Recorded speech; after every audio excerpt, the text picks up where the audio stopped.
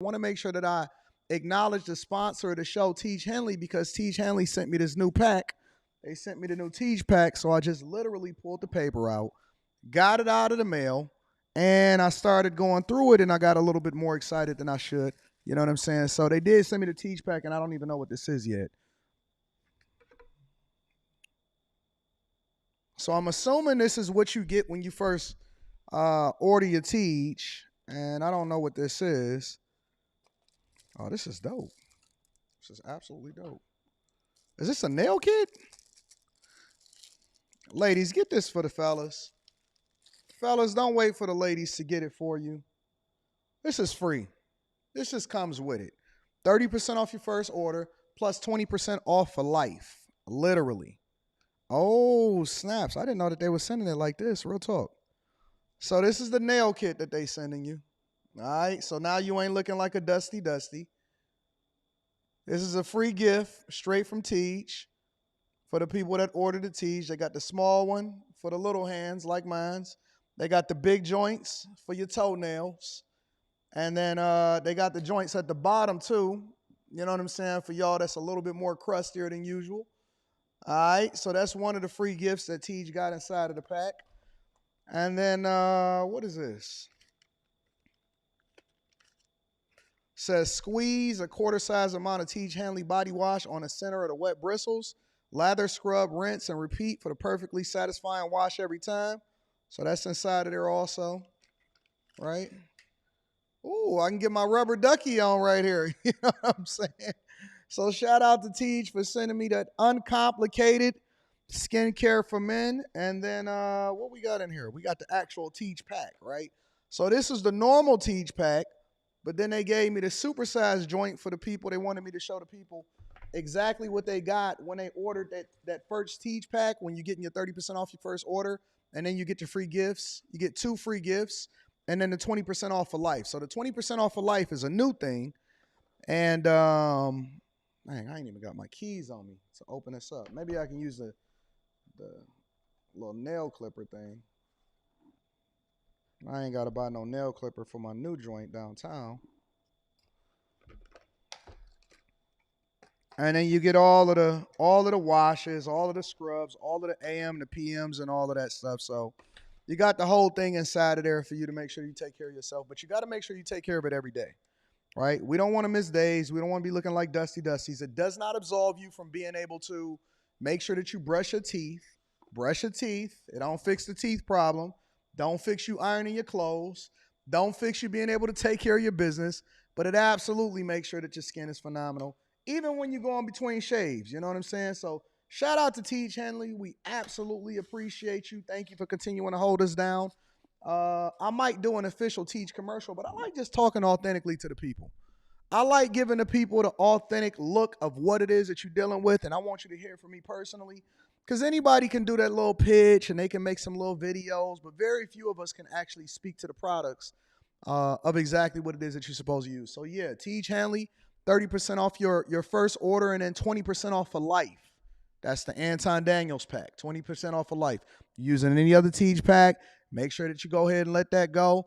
And make sure you tap into the link that's in the description and take care of it, all right? What's going on is Anton from AntonDaniels.com. I appreciate you guys for continuing to rock with me. Thank you for tuning in for another edition of the Millionaire Morning Show. I'm your host, Anton Daniels. It is September 11th. September 11th. What a day. 2024, year of our Lord. What up, friends? What up, family? How y'all feeling today? The day after debate night, and we are in the building. So on top of my game, we coming in through the ceiling.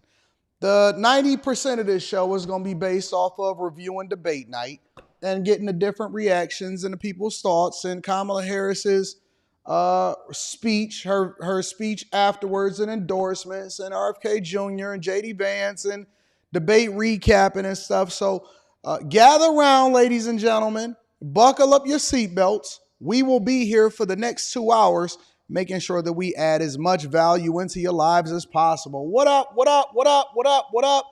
Thank you to everybody that tuned in to After Hours last night. We are absolutely happy that you are here with us today.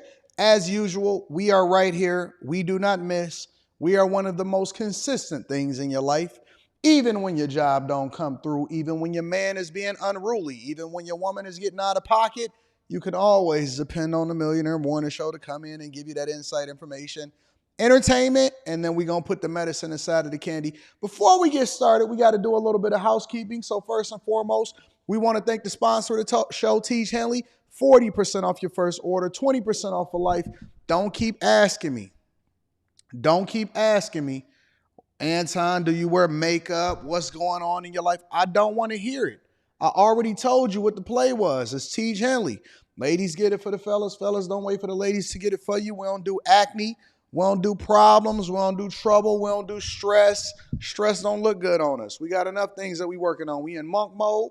We taking care of business and we on top of things. So Tiege Hanley, 40% off your first order, 20% off for life. The link is in the description. It is a phenomenal product from a phenomenal sponsor. I would never tell you to do something that I wouldn't do myself. That's number one. Number two, Stock Club was last Monday.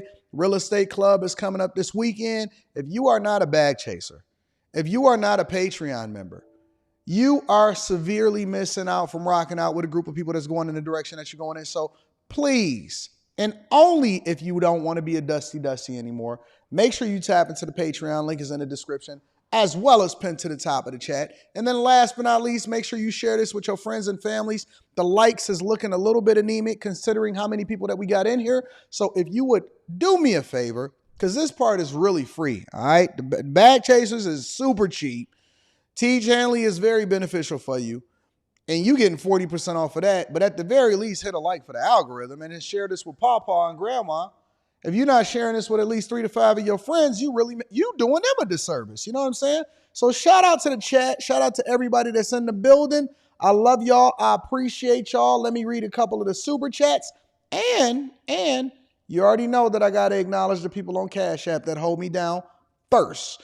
So people on Cash App, I want to show y'all some love. ESDC as usual. I see you, big dog. Thank you, ESDC. And then my dog, Mike, that dude, is in the building. Let me read a couple of the super chats, and then we're going to go ahead and get started with the show because we got a lot to cover. Brambo said, what is up with all of y'all guys that's taking y'all shirt? Is this how y'all social media be looking? Hold on. Give me a second. I'm with it. I'm with showing off and all of that. But let me just ask y'all a question. I am seeing a proliferation of guys in their profile pics on YouTube with their shirts off. What is up with this? Is this how y'all move? Trump hitter with the I'm talking 3 versus 1, Trump 1. I appreciate you for the super chat. But come on, y'all. Come on. We got to be more professional. This is the Millionaire Morning Show. This is not Hattie Mae's barbecue pit. All right? I see y'all, though. Get it. Get to it. I'm with it. James Watt says, monk mode, day 3, 2-mile run, 20-minute sauna, grind every day to create the life that you want. Bag chaser, salute. AD, your value add is a blessing. Thank you, my friend, and make sure y'all tap into the Patreon. Also, P. Shank says, good morning, Mr. Anton Daniels and the Millionaire Morning Show. Shout out to P. Shank. I got to give you the round of applause. Your consistency is incredible and unmatched, all right? Shout out to P. Shank. I appreciate you, baby girl. All right, y'all. What did y'all think about the debate last night before we start to get into the game? Huh? What y'all think about the debate last night? What's going on? What we doing? Y'all didn't watch it? Some of y'all wasn't a part of the Millionaire Morning Show? Y'all didn't watch some of it? That's all right. I'm going to recap it for y'all. For those of you that missed, for those of you that were a little bit more unfocused than usual, don't worry about it. But before we get into the debate, you know what we got to do. We got to do quick hits, baby. Quick Hits is a segment of the show that we just going to recap real quick what's happening across the United States of America. Sometimes we get a little bit distracted of what's going on, such as the debates, but we still got to keep y'all up to date on what's happening in the streets, man. All right, first things first, the officer that detained and grabbed Tyreek Hill was placed on leave after the incident. Check it out. Get out! Get out! Get out! What part of blood don't you understand? Hey, Drew, I'm getting arrested, Drew. I'm getting arrested. It's the video making headlines across the country after police released the body cam video showing the moments Tyreek Hill is detained outside of Hard Rock Stadium. And tonight, they've also released the name of one of those officers. Yeah, we're also learning more about the citation Hill received. NBC6 reporter Laura Rodriguez continues to follow the story. She joins us from MDPD headquarters with more reaction. We've learned the officer placed on administrative duty is a 27-year police veteran. Now, we also spoke to a retired deputy police chief who believes ego got in the way on both sides. I can't run. Okay. I'm not going to run, bro. Miami-Dade police say the officer who brought Dolphins player Tyreek Hill to the ground after a traffic stop is Danny Torres. The 27-year police veteran was placed on administrative duty within hours of the incident captured on officer body-worn cameras. Keep it down. Hey! Keep your window down. Sunday morning, Miami-Dade officers with the motor unit pulled over Dolphins player Tyreek Hill. The dispute began over Hill's car window. When you got tinted windows like that, that draws alarm to a police officer because that wouldn't be normal behavior. Why would you roll your windows up when a police officer is trying to talk to you? So that would draw some suspicion.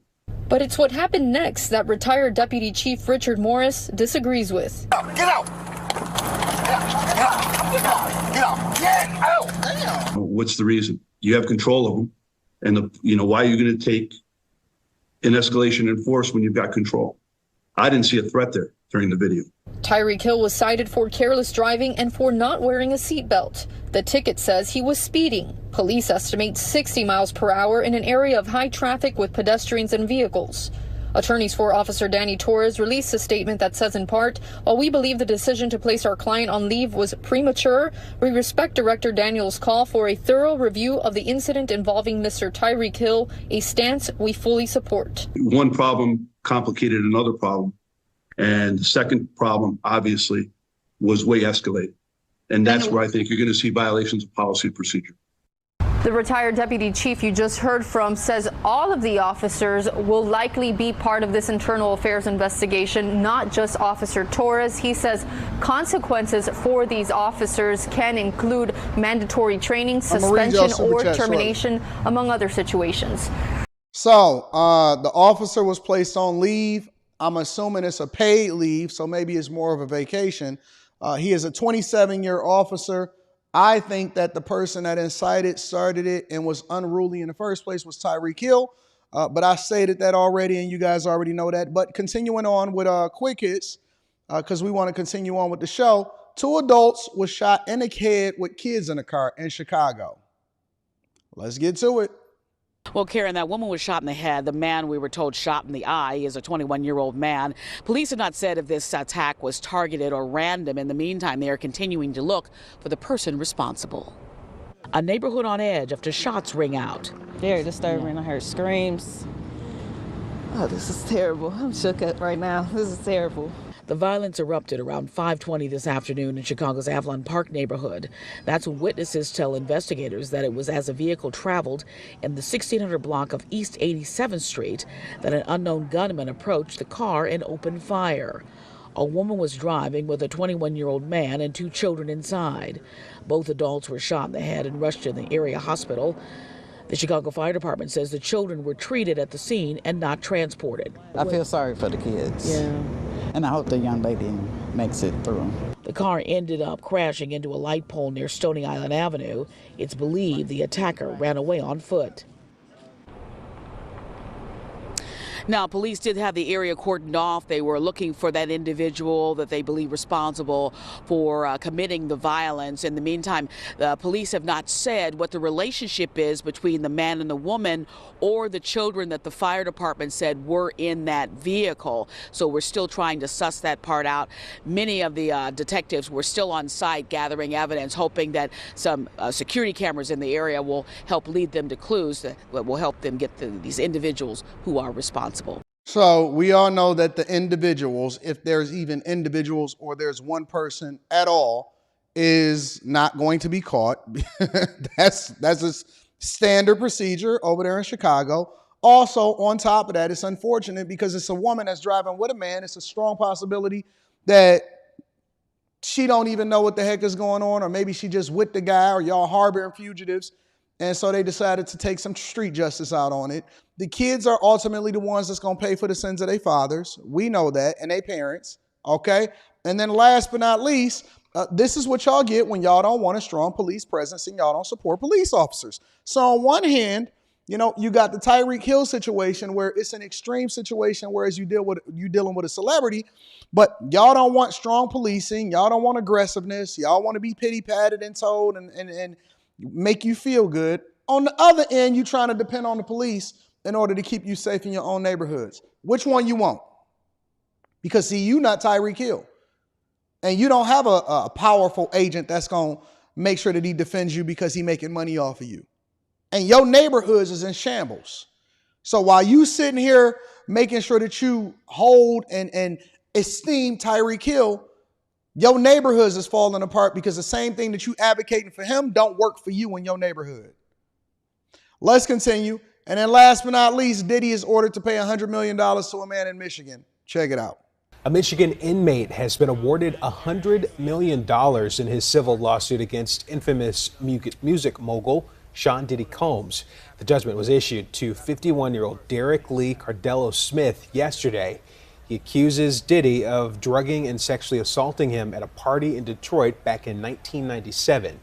Combs did not appear for the hearing in that case yesterday, and the judge made a default judgment and also issued a temporary restraining order against Combs. How you issue a restraining order against Combs for a man that's in prison? Let's continue.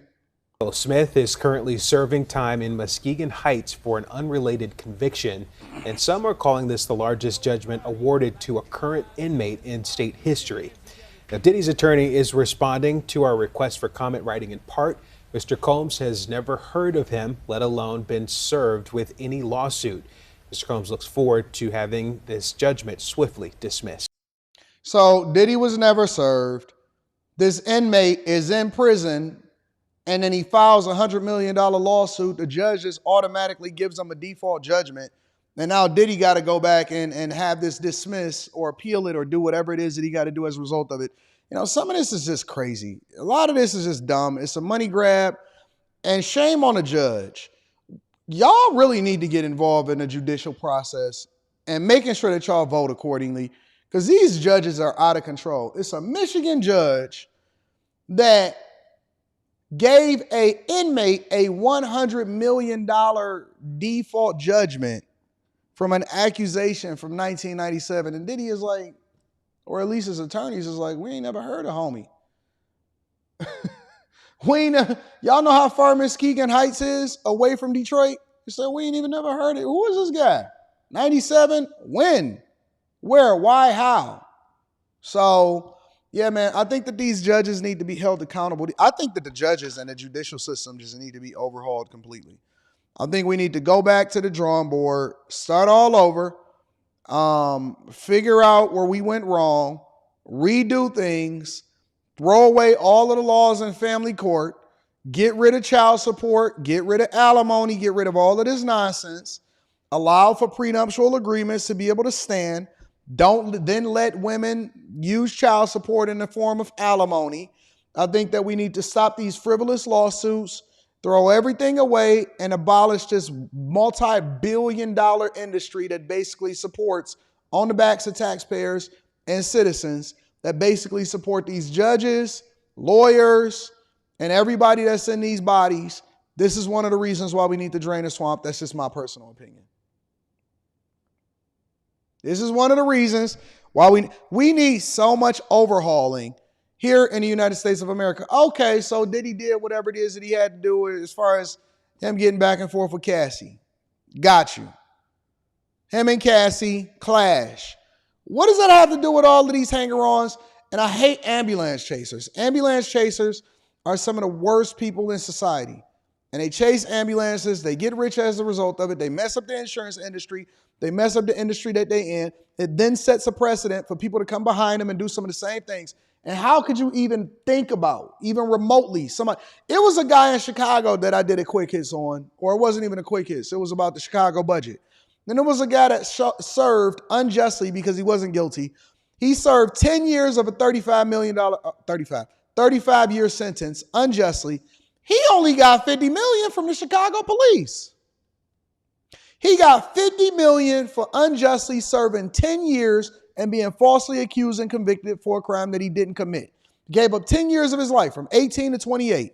He got $50 million from the Chicago police, but a judge just give a default judgment to an accusation that's unfounded from somebody that never even served you for a guy in prison for $100 million. Tell me that the justice system ain't broken. Anyways, ladies and gentlemen, this is so dumb. This is just the dumbest junk ever. All right, we're going to get into it. The Trump-Kamala Harris debate recap. Ladies and gentlemen, that's your quick hits, y'all. All right, let me read some of these super chats, and then we're going to get into the recap of the debate for those of y'all that decided that y'all wanted to get on OnlyFans instead of watching something that would change your life. Gerald Davis says, hello, AD from Hawaii. I watched the debate. I noticed VP was selling hope. She never said how the tax breaks are going to be paid, which means more taxes and less support for you and I. Shout out to you, Gerald Davis. And shout out to my people over there in Hawaii. I can't wait to visit Hawaii. I've never been there. Sir Darkness TV says Trump got fact-checked 8 times and Kamala won. Kinda unfair. Kinda? All right.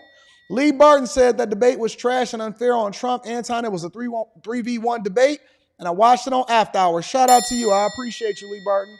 Willie Love is in the building, says, in basketball terms, it was Trump versus Kamala and the refs last night.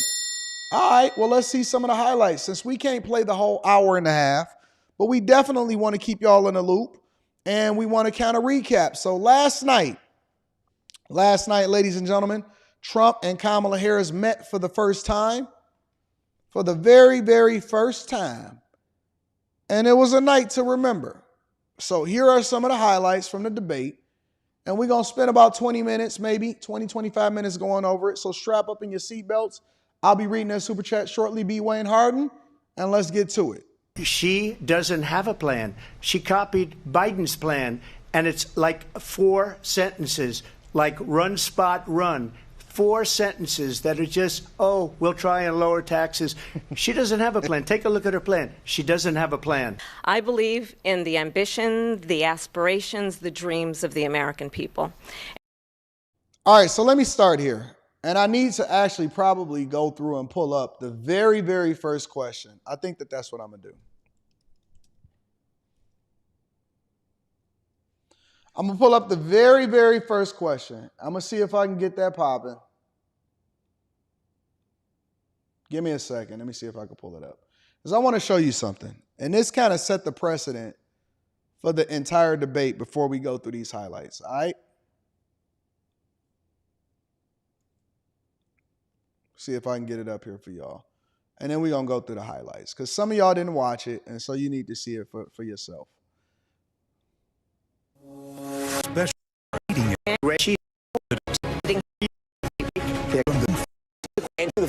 Both sides the former president claim that he won the 2020 election. Oh, I'm sorry. This is just the highlights. I'm sorry. Give me a second. Let me get this up here. Because that was just the debate analysis. All right, so maybe I can pull it up here. Give me a second. Because this set the precedent for the whole thing. And it was the very first question. And she got the very first question. And I said, wait a minute, what is happening here? I was very confused. I was very much confused. So let me see if I can get to it.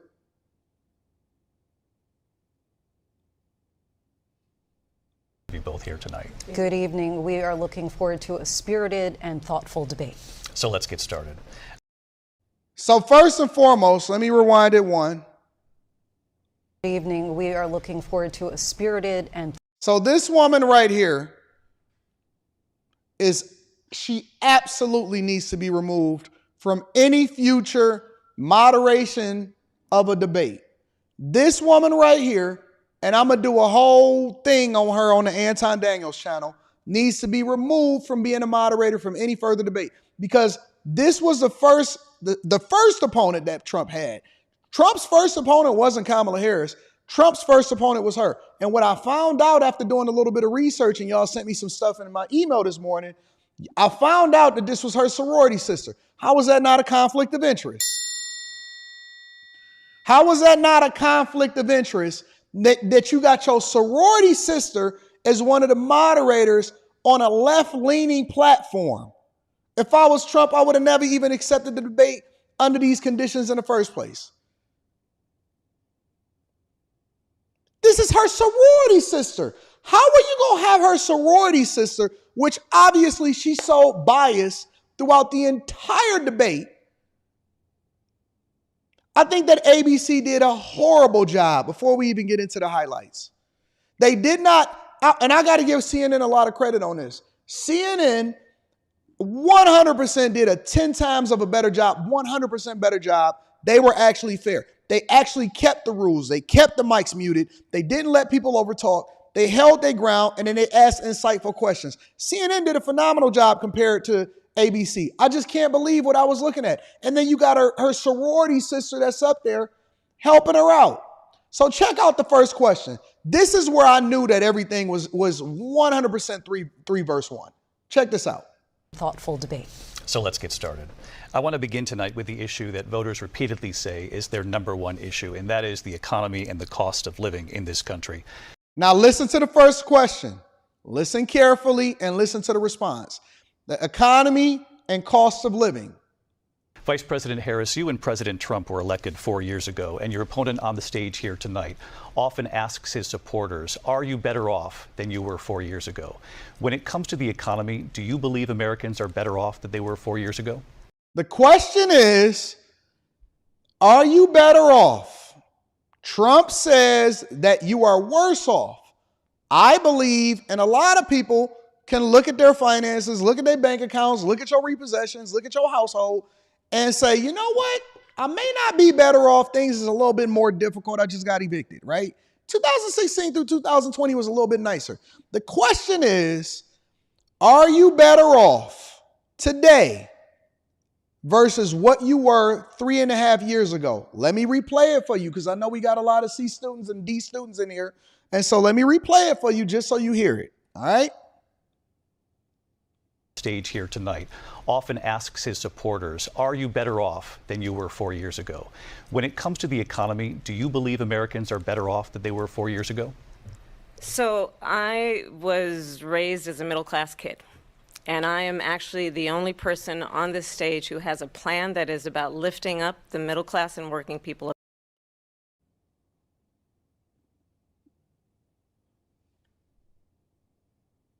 I don't hear no addressing of the actual question. Now, when Trump would be asked a question, they made sure that they forced him into a corner like a rabid dog and to get straight into it. And they pressed and they pressed and they fact checked and they falsely fact checked and they did all of that. She did not answer the question at all. It was almost like a script was handed to her to say this and completely deflect away from what it is that. Are we better off today than we were 3.5 years ago? Of America. I believe in the ambition, the aspirations, the dreams of the American people. And that is why I imagine and have actually a plan to build. We don't care what you imagine. We don't care what you imagine. We would like to know the answer to the question. And if you gonna sit here and tell me that this is not biased, I don't know what else to tell you. We don't care what you imagine. What you got in your head is not relevant. And I just kind of let it play last night because we wanted to hear the full answers and I was looking for the context and we couldn't stop it and really give our thoughts. We had a few minutes in between certain segments. But I was thinking to myself, she didn't even answer the question. What are you talking about? What you imagine in your head? I'm going by what we said over the question is, are we better off today than we were 3.5 years ago? Build what I call an opportunity economy. Because here's the thing. We know that we have a shortage of homes and housing, and the cost of housing is too expensive for far too many people. We know that young families need support to raise their children, and I intend on extending a tax cut for those families of $6,000, which is the largest child tax credit that we have given in a long time. What? So that those young families can afford to buy a crib, buy a car seat, buy clothes for their children.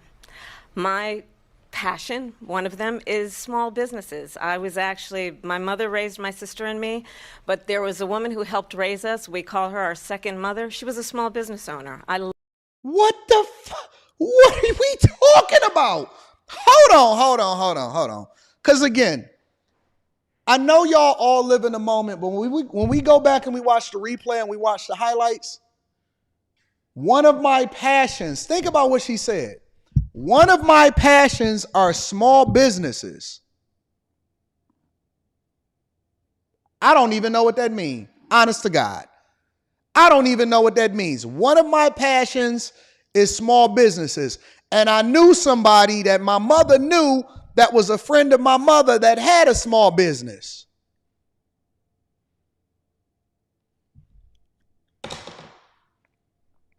The question is, are we better off today than we was 3.5 years ago?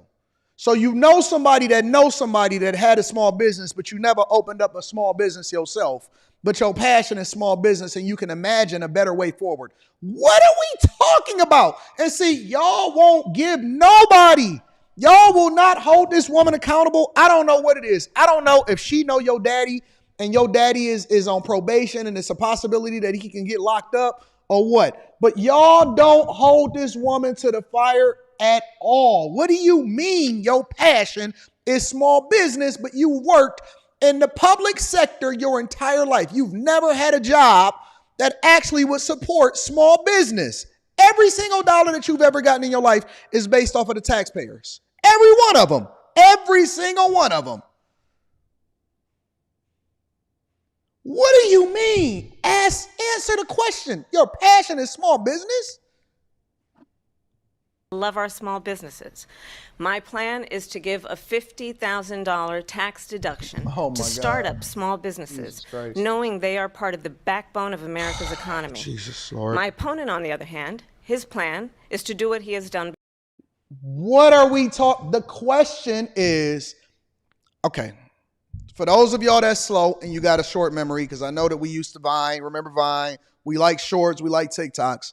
The question is, are we better off today than we were 3.5 years ago?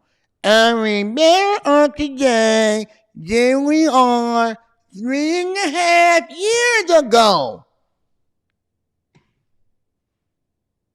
And they let her get away with it. They let her get away with it. She literally said nothing. And then she started going straight in about what Trump's plan is. We don't got to worry about Trump's plan is. We know what Trump did over the last 2016 through 2020.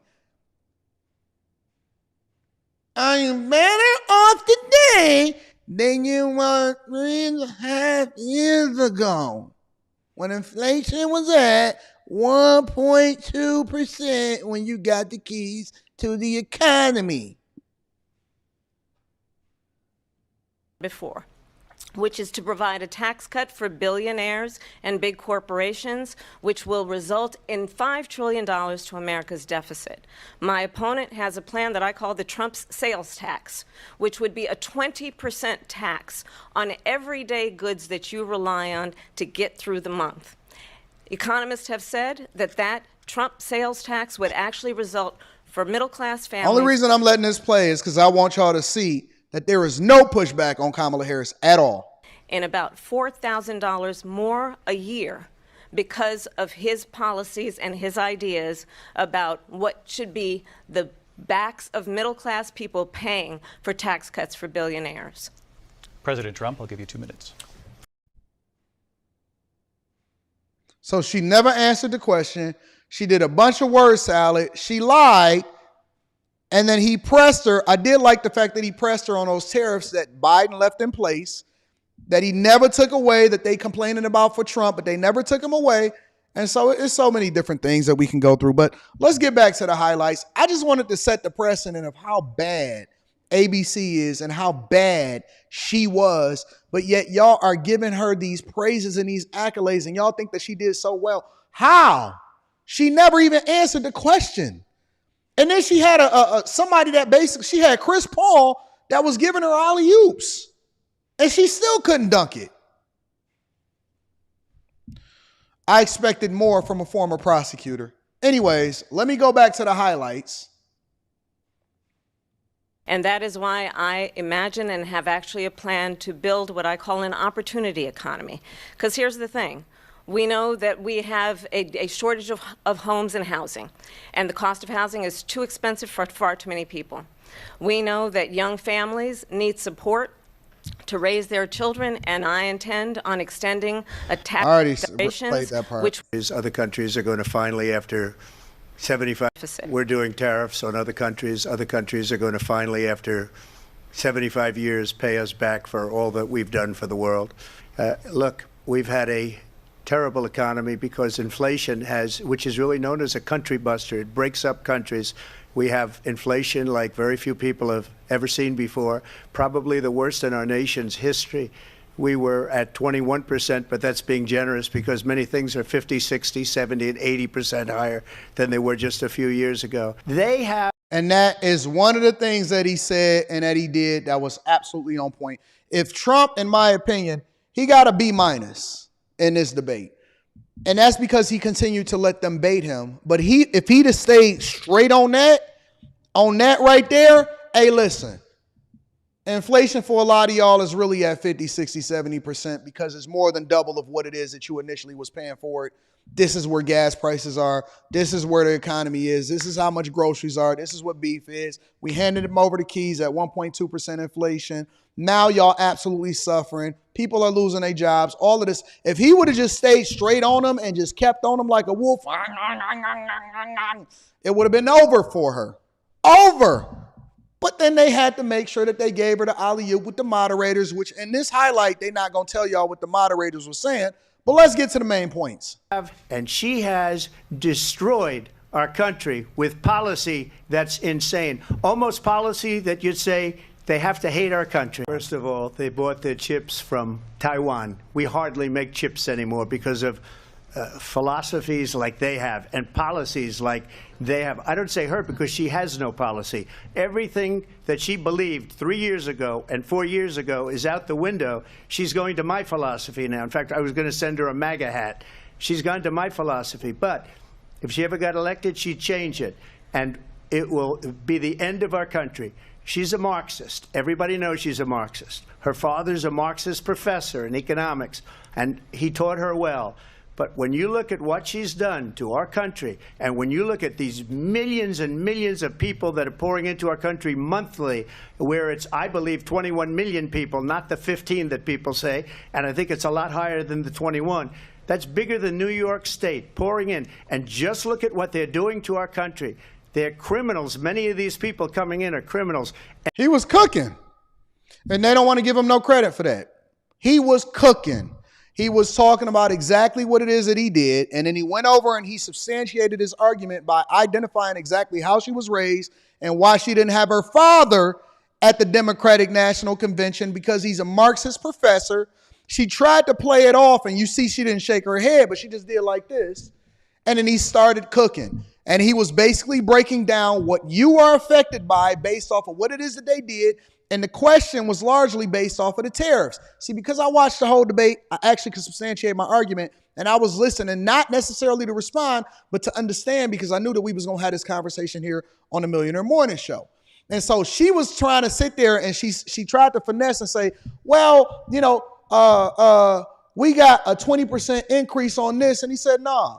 We had to institute tariffs in order to save the steel industry. We had to institute tariffs in order to try to even out the playing field because China was taking advantage of us over the last 20, 30, 40, 50 years.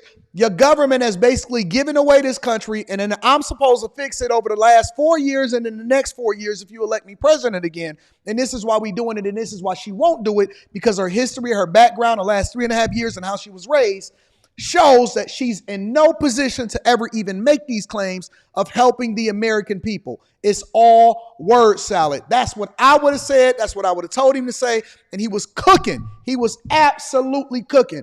And the only thing that he did wrong is he allowed for the 3v1 to get him distracted away from the things that he was cooking her on, which was the facts. He was cooking her on facts, and there was nothing that she could do about it. And that's why she wouldn't answer the questions. And that's bad for our economy, too. You know, you mentioned before, we'll talk about immigration later. Well, bad immigration is the worst thing that can happen to our economy. They have, and she has, destroyed our country with policy that's insane. Almost policy that you'd say they have to hate our country. And Trump. Well, as I said, you're going to hear a bunch of lies, and that's not actually a surprising fact.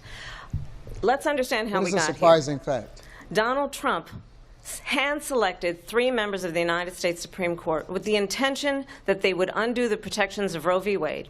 Read the super and chat they did shortly. exactly as he intended. And now in over 20 states, there are Trump abortion bans, which make it criminal for a doctor or nurse to provide health care. In one state, it provides prison for life. Trump abortion bans that make no exception even for rape and incest, which understand what that means. Now, you got to remember, that's a lie. That's a lie. He said 1,000 times that, of course, there is no disagreement between the right and the left when it comes to special circumstances and exceptions such as rape and incest. But she threw out so many lies that ABC would never, ever fact check her on or hold her accountable for. They know that Trump don't have nothing to do with Project 2025. They know that rape and incest is something that both the left and the right agree on, but they did not press her. They did not hold her accountable. They did not fact check her. They did not say anything to her. They just let her say anything and not even address questions. They didn't even bring her back to address the questions that they asked that she didn't answer. And this was her landmark moment to capitalize off of the possibility of people taking advantage of your emotions, especially the women. Oh my God, he's going to take it away from us. And that is not at all true. And so this is what you got. You got a bunch of people that is basically championing and leapfrogging off of the 3v1, and they didn't hold her accountable. And so what happened was, instead of him staying focused, he started getting on the defense and he started holding her accountable for the things that the moderators should have been doing. Trump had to do the job of the moderators, and that's one of the reasons why you got so little substance between this entire debate, because she was able to say anything and the moderators wasn't holding her accountable. I wonder if that was because her sorority sister was up there with her. A survivor of a crime of violation to their body does not have the right to make a decision about what happens to their body next. That is immoral. And one does not have to abandon their faith or deeply held beliefs to agree. The government, and Donald Trump certainly, should not be telling a woman what to do with her body. I have talked with women around our country. You want to talk about this is what people wanted? Pregnant women who want to carry a pregnancy to term, suffering from a miscarriage, being denied care in an emergency room because the healthcare providers are afraid they might go to jail, and she's bleeding out in a car in the parking lot. She didn't want that. Her husband didn't want that. A 12 or 13-year-old survivor of incest being forced to carry a pregnancy to term. Again, and she's playing on people's emotions. Why? Because it's something that's not true. It's not even something that they disagree on. But he held this frame and he stayed focused. It's not even something that they disagree on. Both the left and the right. And he pointed this out in the facts. He said, listen, don't nobody disagree with the fact that there are special circumstances and exceptions. 100%. But y'all let her play on their emotions, and the moderators didn't do their job in fact checking and holding her accountable. But here we go. That, if you want to really know the inside track on who the former president is, if he didn't make it clear already, just ask people who have worked with him. His former chief of staff, a 4-star general, has said he has contempt for the Constitution of the United States. His former national security advisor has said he is dangerous and unfit. His former Secretary of Defense has said the nation, the republic, would never survive another Trump term. See, I'm a different kind of a person. I fired most of those people. Not so graciously. They did bad things or a bad job. I fired them. They never fired one person. They didn't fire anybody having to do with Afghanistan and the Taliban and the 13 people who's were just killed, viciously and violently killed. And I got to know the parents and the family. They didn't fire. They should have fired all those generals, all those top people, because that was one of the most incompetently handled situations anybody has ever seen. So when somebody does a bad job, I fire him. This is someone who has openly said he. Do you see what he had to do? He had to hold accountable some of the things that she was saying because the moderators wouldn't do their job. The moderators wouldn't do their job. Would terminate, I'm quoting, terminate the Constitution of the United States, that he would weaponize the Department of Justice against his political enemies. Someone who has openly expressed disdain for members of our military. Understand what it would mean if Donald Trump were back in the White House with no guardrails. I probably took a bullet to the head because of the things that they say about me. They talk about democracy. I'm a threat to democracy. They're the threat to democracy President with a fake Trump. Russia investigation We do have a lot that to get. went nowhere. Well, I think this is so rich, coming from someone who has been prosecuted for national security crimes, economic crimes, election interference, has been found liable for sexual assault, and his next big court appearance is in November at his own criminal sentencing. Look at what's going on in the Middle East. This would have never happened. I will get that settled and fast, and I'll get the war with Ukraine and Russia ended. If I'm president-elect, I'll get it done before even becoming president. Vice President Harris, he says you hate Israel. That's absolutely not true. I have my entire career and life supported Israel and the Israeli people. He knows that. He's trying to, again, divide and distract from the reality, which is it is very well known that Donald Trump is weak and wrong on national security and foreign policy. It is well known that he admires dictators, wants to be a dictator on day one, according to himself. It is well known that he said of Putin that he can do whatever the hell he wants and go into Ukraine. It is well known that he said when Russia went into Ukraine, it was brilliant. It is well known he exchanged love letters with Kim Jong-un. And it is absolutely well known that these dictators and autocrats are rooting for you to be president again because they're so clear. They can manipulate you with flattery and favors.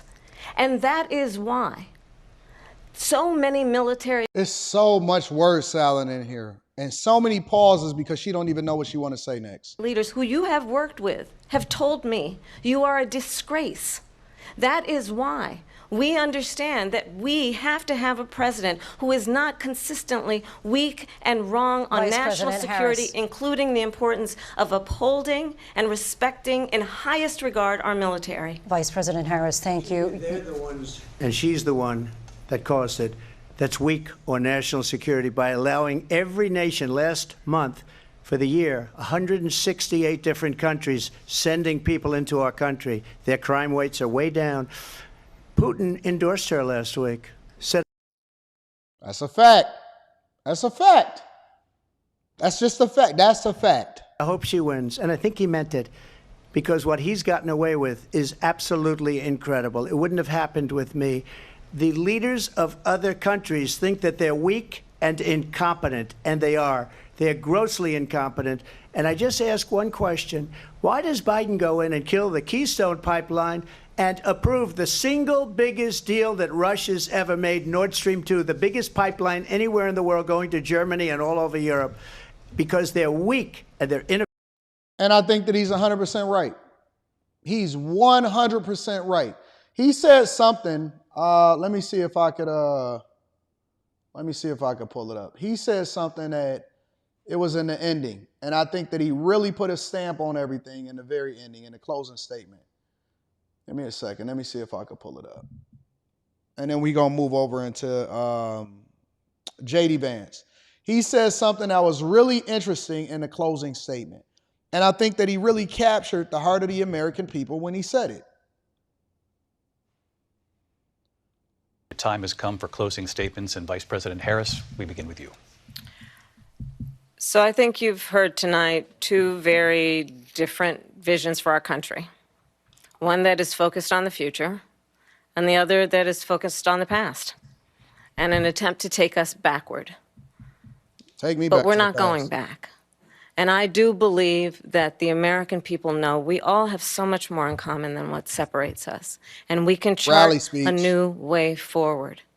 And a vision of that includes having a plan, understanding the aspirations, the dreams, the hopes, the ambition of the American people, which is why I intend to create an opportunity economy, investing in small businesses, in new families, in what we can do around protecting seniors, what we can do that is about giving hardworking folks a break and bringing down the cost of living. I believe in what we can do together that is about sustaining America's standing in the world and ensuring that we have the respect that we so rightly deserve, including respecting our military and ensuring we have the most lethal fighting force in the world. I will be a president that will protect our fundamental rights and freedoms, including the right of a woman to make decisions about her own body and not have her government tell her what to do. I'll tell you, I started my career as a prosecutor. I was a DA, I was an attorney general, a United States senator, and now vice president. I've only had one client. I've heard her say this 1,000 times, probably more than I heard the Tim Walz speech. One client, the people. And I'll tell you, as a prosecutor, I never asked a victim or a witness, are you a Republican or a Democrat? The only thing I ever asked them, are you okay? And that's the kind of president we need right now. Someone who cares about you and is not putting themselves first. I intend to be a president for all Americans and focus on what we can do over the next 10 and 20 years to build back up our country by investing right now in you, the American people. Vice President Harris, thank you. President Trump? And this is what Trump said in order to put the stamp on this whole thing. So she just started by saying she's going to do this, she's going to do that, she's going to do all these wonderful things. Why hasn't she done it? She's been there for 3.5 years. They've had 3.5 years to fix the border. They've had 3.5 years to create jobs and all the things we talked about. Why hasn't she done it? She should leave right now, go down to that beautiful White House, go to the Capitol, get everyone together and do the things you want to do, but you haven't done it and you won't do it because you believe in things that the American people don't believe in. You believe in things like we're not going to frack. We're not going to take fossil fuel. We're not going to do things that are going to make this country strong, whether you like it or not. Germany tried that, and within 1 year, they were back to building normal energy plants. We're not ready for it. We can't sacrifice our country for the sake of bad vision. But I just ask one simple question. Why didn't she do it? We're a failing nation. We're a nation that's in serious decline. We're being laughed at all over the world. All over the world, they're laughed. I know the leaders very well. They're coming to see me. They call me. We're laughed at all over the world. They don't understand what happened to us as a nation. We're not a leader. We don't have any idea what's going on. We have wars going on in the Middle East. We have wars going on with Russia and Ukraine. We're going to end up in a third world war, and it'll be a war like no other because of nuclear weapons, the power of weaponry. I rebuilt our entire military. She gave a lot of it away to the Taliban. She gave it to Afghanistan. What these people have done to our country, and maybe toughest of all, is allowing millions of people to come into our country. Many of them are criminals, and they're destroying our country. The worst president, the worst vice president in the history of our country. President. And I think that he 100% solidified his point. And the interesting thing about this whole thing is that I think that those that are voting one way, if you're voting for the right, you already informed. If you're voting for the left, you already emotional. If you stand right in the middle, and you don't look at your life circumstances and look at how this woman is talking and think that you're going to be better off as a result of her being a president of the United States of America, considering that she was just voted the worst vice president of all time prior to her running for president of the United States of America, you're absolutely positively off base, and you are 100% going to deserve everything that you get. Let me go ahead and make sure that I acknowledge. First of all, why is the like so low? We almost got 6,000 people watching this, and the likes is only at 1,200. 6,000 almost on YouTube alone. Why is the like so low? Let's get to it, man. Come on. We got a whole show to cook up on. We got a lot to talk about. Make sure you hit a like for the algorithm, subscribe to the channel, and turn on your notifications. If you're not a part of the Bag Chasers, if you're not a Patreon member, the link is in the description. Make sure you tap in. We got the real estate club that's going on this weekend. It's going to be lit. Let me get to these super chats, and then we're going to go over to the next subject. B. Dwayne Harden is in the building. Shout out to you for the $5 ball. I appreciate you. Ray Ranger Bear says Trump is still going to win, and they want him gone. Why? You know why. Shout out to Joe. Missed my first super chat. I missed your first super chat, Joe? Let me see. Did I miss Joe's super chat? I'm sorry, Joe. I didn't mean to. I didn't do it on purpose. I didn't mean to, Joe. Shout out to you, though, baby girl. I appreciate you. Pookie's friend Ray says, my girlfriend broke up with me last night after the debate because I told her I was voting for Kamala. Cam had an earpiece in her right ear. I can't substantiate that. I got to go with the facts. Jamal says CNN was only fair because they wanted Biden out. Alexander Castro says, remember, Anton, she said COVID came from a China lab. They denied it the whole time. Zach says, let's not forget black people hosted the first debate and she had no respect for us. She didn't even show up. Remember this, black people. Ardilla Squirrel 88 says Harris is answering questions in womanese on something makes you feel and not really stating any type of real facts. Rome goes on to say, better thank a union. You better thank a union member. Shout out to Rome. Black Samurai is in the building, says, good morning, Anton. Kamala got smoked by Trump. This is a clear indicator that she is unfit for office. The babbling is a sign she is not unknowledgeable if the information is prevented or if the information is presented. Shout out to Jamil. I appreciate you. Jasmine. 4517 says, Anton, talk about how Putin's wife paid $3.5 million to Biden. Trump said that during the debate. It was a lot said during the debate. It was a whole thing. I watched the whole thing. Shout out to Jamil. He says, scripted. Red Star 7311 says, Trump is about business. Harris is about feelings. Reproductive rights and feelings don't matter when bombs start dropping and prices are sky high. Stephen Butler, shout out to Stephen Butler, says, you think after Trump is elected, he could go after the people who attempted election interference against him? Nah, I don't think he would do that. He ain't focused on that. High Tolerance says, Donald J. went light on the smoke he could have laid into her for their incompetence and when he got clipped in Pennsylvania. GR's infantry is in the building, says, we do not have a democracy. We have a constitutional republic. Both parties' allegiance and constant support for Israel is preposterous.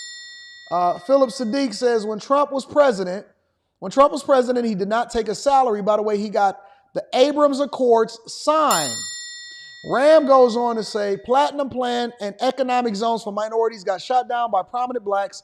All those black industry leaders who signed got shamed away. Mass Man says her team prepared her well. It was a psychological masterclass, although she was like an actress going through lines. Trump needed more stats and should have challenged her policies more. He closed hard, though. Shout out to you. Officer Brown, shout out to you for the 20 ball. Thanks, Anton, for all you do on your platform. I also wanted to thank you for being fair and impartial when reporting police incidents. The moderators cut Trump off when he was telling super facts about certain issues. Thank you, Officer Brown, and I support my police officers. Tyson Scott says she didn't overperform. He just didn't hammer hard enough. She said or did nothing to be impressed by. He was getting jumped and he was scrapping. I'm next in queue, says, Anton, I was invited to a watch party last night to share my thoughts. All I saw was that the attendees there were only there to ridicule and find gotcha moments. I could tell them hi and bye. Shout out to I'm next in queue. I appreciate y'all. How come I don't never get invited to none of the watch parties? I wonder why. Make sure y'all hit a like for the algorithm, subscribe to the channel, and turn on your notifications. I'll be reading super chats throughout the show. Let's get into JD Vance and let's spend 10 minutes on this. All right. JD Vance says ABC didn't do their jobs. And I think that this was the main point of the night. ABC did not do their jobs. Joining us now is 2024 Republican Vice Presidential nominee, Senator J.D. Vance. Senator, great to see you. How are you? Good. How are you? Getting ready for your debate? Yeah. Got a lot of pointers this evening. Okay. All right. Let's get your overall take. I'm going to read some of the missed super chats also, too, on this after this next segment.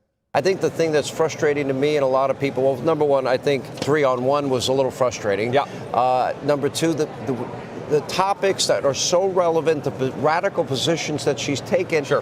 When I first interviewed you, the first interview you did, when you were vice president, when you announced to be the candidate, I asked you every hard question, and you answered every one of them, and I kept you longer. Because it was supposed to be 10 minutes, I kept you 30. I was being very nice. And so all these radical positions she's taken, still no answers. We have not moved the ball an inch. It is frustrating. It is frustrating, and the moderators, I think, did a terrible job of following up on that. But look, I think President Trump did a good job at reminding the American people that this is a person who wanted to ban fracking. Here we are in Pennsylvania. She supported banning fracking. She supported defunding the police. She supported opening the border. And I think that though the moderators didn't do their job, I think President Trump did do his job in reminding the American people that she has taken a number of radical positions that, as he joked, she's run away from. Now she's acting like Donald Trump. She's about to put on a MAGA hat because she realizes By the way, radical... That was a pretty good line. It was my favorite moment of the debate. But she is a radical who is trying to run towards Donald Trump's positions because she knows that's what's popular, but it's not what she actually believes. And I think that if you go to her performance, Sean, the most striking part of it is if you actually listen to what she said, it was platitude after slogan. There was no substance. How is she going to lower grocery prices for American citizens? Rehearse, cliched, use everything that you want to say. And the bottom line is fundamental. I hate Trump. That's exactly right. And also, look, both of them have records. That's what's different about this election, almost any other election in my lifetime. You have two people with a record. Donald Trump is proud of his record. Kamala Harris is running away from her record because her record is higher grocery prices, homes that are unaffordable, a wide open southern border, rising fentanyl deaths. This is happening because of her failed leadership. And all we need to remind the American people of, and I think Donald Trump did a great job of this tonight, is the reason why these problems happen is because Kamala Harris failed to do her job.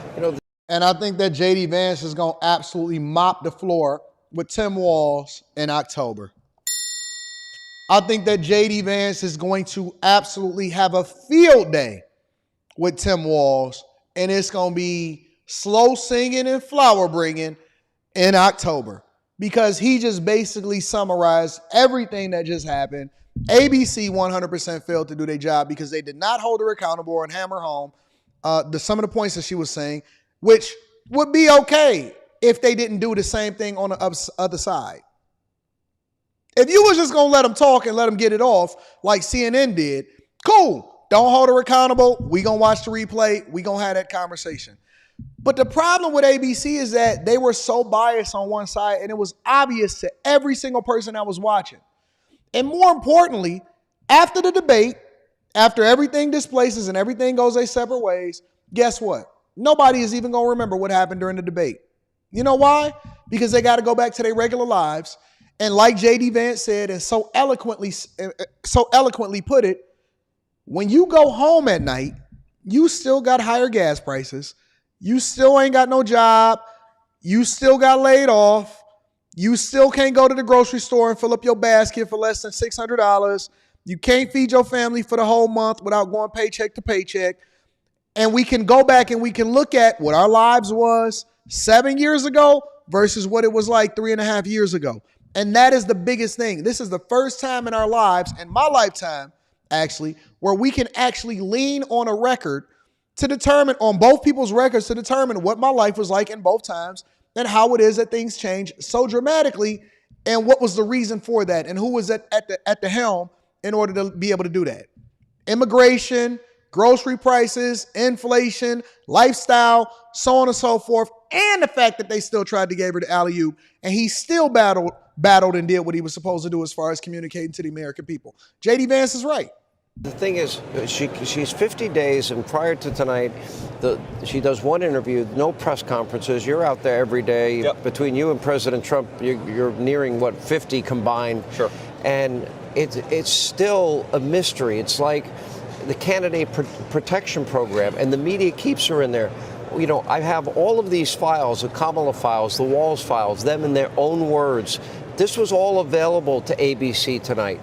You said this about fracking. You said this about drilling. You said this about sex change operations that taxpayers pay for criminals and for illegal immigrants, free housing, health care, education for illegal immigrants, the elimination of private health care, all of these positions that she's taken, you know, and it's amazing that we're this far, that we're this close to an election, we don't have these answers. That's exactly right. Well, she's running a campaign based on vibes, and she's running vibes. What the hell is a vibe? Are we in the 60s? It feels like it sometimes. I feel like watching Kamala Harris, like I've taken some psychedelics. But look, she is a total disaster, Sean, and she runs away from a record. This is the most striking thing: is if you're the vice president, you've been in power for 3.5 years. Is she running by saying, "Look what we did to lower your grocery prices. Look what we did to make the world more secure"? She can't. She can't, because her record is one of failure. And we just have to remind the American people of this, Sean. I mean, look, I think if you watch the debate, you're sitting at home, you're an undecided voter, what you saw is a person who repeats slogans instead of respecting you enough to treat you like an adult. You know, Donald Trump, and he gets criticized by the left for this, by the way, Donald Trump actually answers the questions because he respects the American people enough to treat them like citizens. That's why he does everyday debate. That's why he goes out there and talks to people, because he thinks that you ought to try to win the people's vote, not just have it given to you. She also told a lot of lies about Project 2025. Project 2025 is her radical agenda for her. A national abortion ban. That wasn't true. She lied about her saying in 2000, no, I didn't say I'm for fracking. Mandatory gun buyback, she said at the end of the debate. Oh, no, I never said that. I'm a gun owner. I'm like, that is exactly what you said. Yes, you did. It's on tape. We have it. We played it. That's right. Well, that's the entire trick here, right? Is the media is helping Kamala Harris run away from a record, but we have her on tape saying all these things, Sean. And by the way, when she said that she supported a ban on fracking, then she changed her view in 2020, that's another complete fabrication. She has never once changed her view that she wanted to ban fracking. And you're an American sitting at home. She became the presumptive nominee. Well, that's right. She changed her mind in 2024, but not in 2020, so another complete fabrication. But think about this. If you're a Pennsylvania energy worker, or you're an American suffering from high utility and energy bills, Kamala Harris is telling you she wants to make you pay more, and she wants to put these energy workers out of a job. It's a disgrace, but it's what she said in her own words, and we've got a record of success to run on. We just have to keep on doing it. Let me ask you this, because I think this is very important. So with 56 days, but we have early voting. We're 1 week away where early voting starts here in Pennsylvania. You spend. Remember what she said on fracking, y'all? 1 second, because see, CNN knows this. You know why? Because this is what she said on CNN's platform.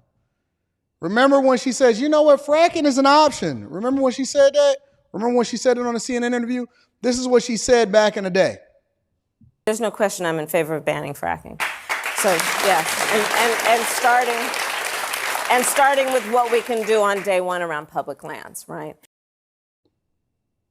This is on CNN's platform. On CNN's platform, this is what she said. There's no question I'm in favor of banning fracking. But then she sat up there, and ABC never fact-checked her. They never held her accountable. I was able to pull that up literally right now in 20 seconds. In 20 seconds, I was able to pull that up.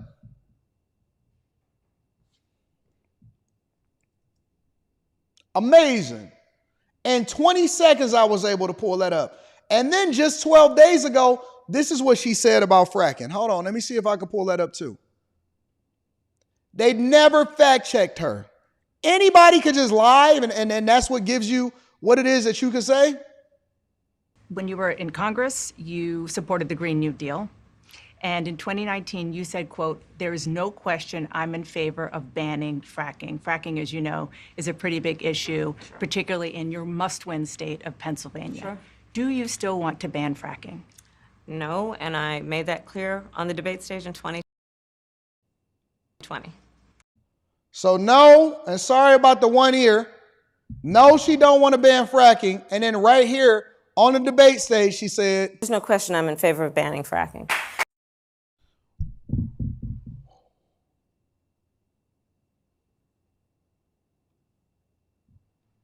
you're spending a lot of time in Wisconsin, Michigan, Pennsylvania. Sure. And one has to wonder, you know, to what extent has her past statements and radical positions penetrated the consciousness of the American people? Look, I think they've penetrated a little bit, and it's our job over the remaining 56 days of the campaign. You're right, early voting starts in just a couple of weeks. It's our job to make it penetrate. John, we have to do this every single day. We have to remind the American people of what she said. Look, this is not complicated. We just have to tell the truth. Kamala Harris wanted to ban fracking. She wanted to defund the police. She said it all on video. We just have to remind people of what she said. And by the way, Sean, it's not just reminding people what she said. It's reminding what Donald Trump did and has plans to do again. We had prosperity. We had peace. We had the American dream that started to feel alive again thanks to Donald Trump's leadership. Sean, you know I believe this. I think we've got the best workers, the best history and cultural traditions in the world. We've got the best natural resources in the most beautiful country. We have got failed leadership that is ruining our great inheritance as a country. We just need better leadership. It's that simple. I think that J.D. Vance is going to absolutely mop the floor again with Tim Walz. Clearly, she lied a whole lot of times in last night's debate. And I think that J.D. Vance just pointed out that ABC did not do their jobs.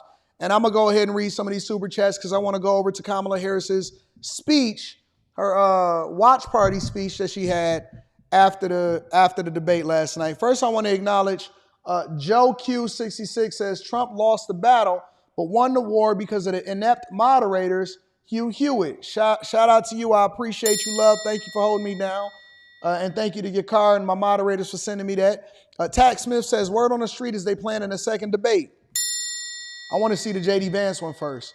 Aura Sphere Gamer says she didn't acknowledge that she was or wasn't black. That's another thing. Using word salad dodged the question.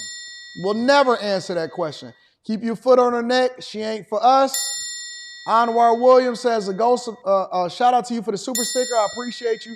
Tack came back and said she did better optically than I thought she would, but won the debate. Nah, that's a hard reach. Nothing changed. She said the same stuff she's been saying at the rallies, and we learned nothing. Shout out to you, and shout out to the super chat from Joshua Wilson says, we as black folk can't be this ignorant. Kamala, no. Make sure y'all hit a like for the algorithm, subscribe to the channel, and turn on your notifications. Let's get into Kamala Harris's victory speech. Let's spend 10 minutes on that because she felt good about her performance yesterday, and so I want to keep it equal. I want to give her just as much visibility as I see people saying things about her that's not so nice. All right, over 6,000 people in here. Make sure y'all hit a like for the algorithm. This was Kamala Harris's watch party speech after she left the debate yesterday. Vice President Harris and her husband, Doug Emhoff, are at a watch party, and they're addressing supporters. Let's listen. I told you she was ready. All right, you won that debate. Hold on, but we haven't won anything yet, right? So we got to take this energy, we got to take this momentum, and she showed everyone, especially Donald Trump. So for those of you that's not familiar, this is the second husband. What do they call the husband of the vice president? Well, they call the wife of the president the first lady, and then the wife of the vice president the second lady. And so he's the second husband. Dougie is giving a rally speech before she comes up and give her thoughts. What a real leader is. And now we're going to take this momentum for the next 55 days so I can call my wife the next president of the United States, Kamala Harris!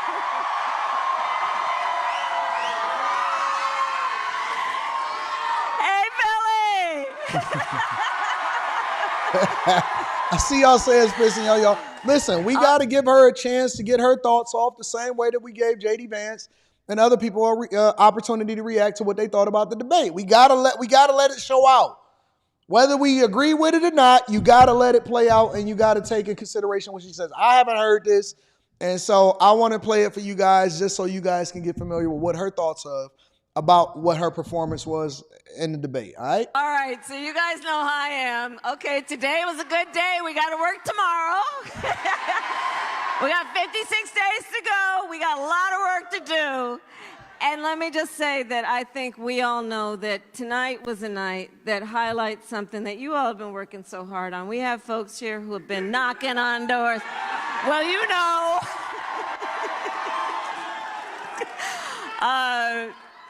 But we have a lot of work to do, okay? And tonight, I think, highlighted for the American people what's at stake.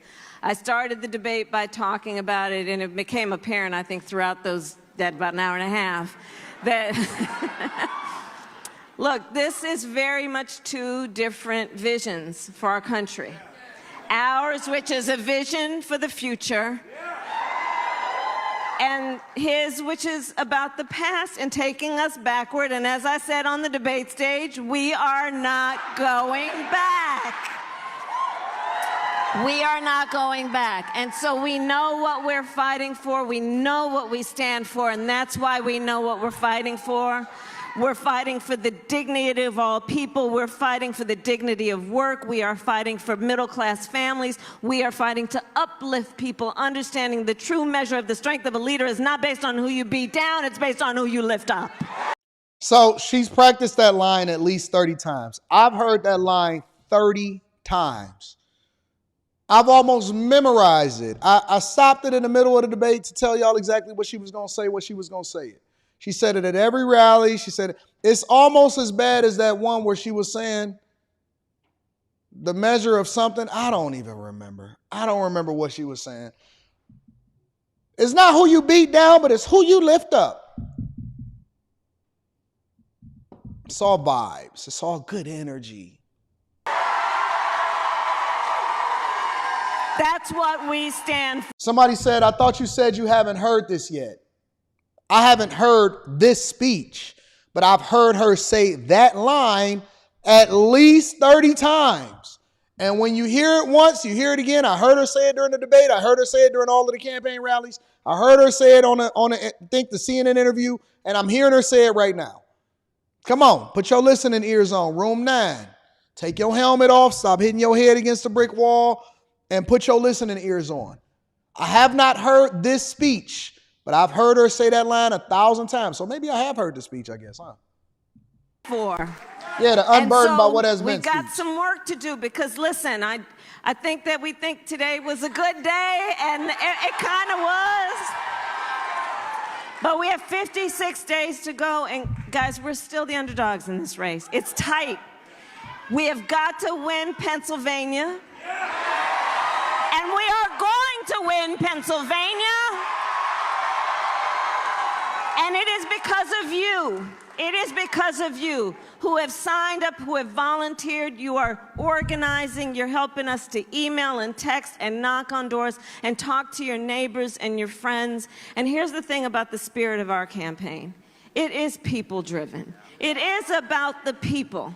It is about uplifting our country. This is a campaign born out of love of country. We love our country. We believe in who we are. We believe in the American people. This is a campaign about bringing folks together, knowing the vast majority of us have so much more in common than what separates us.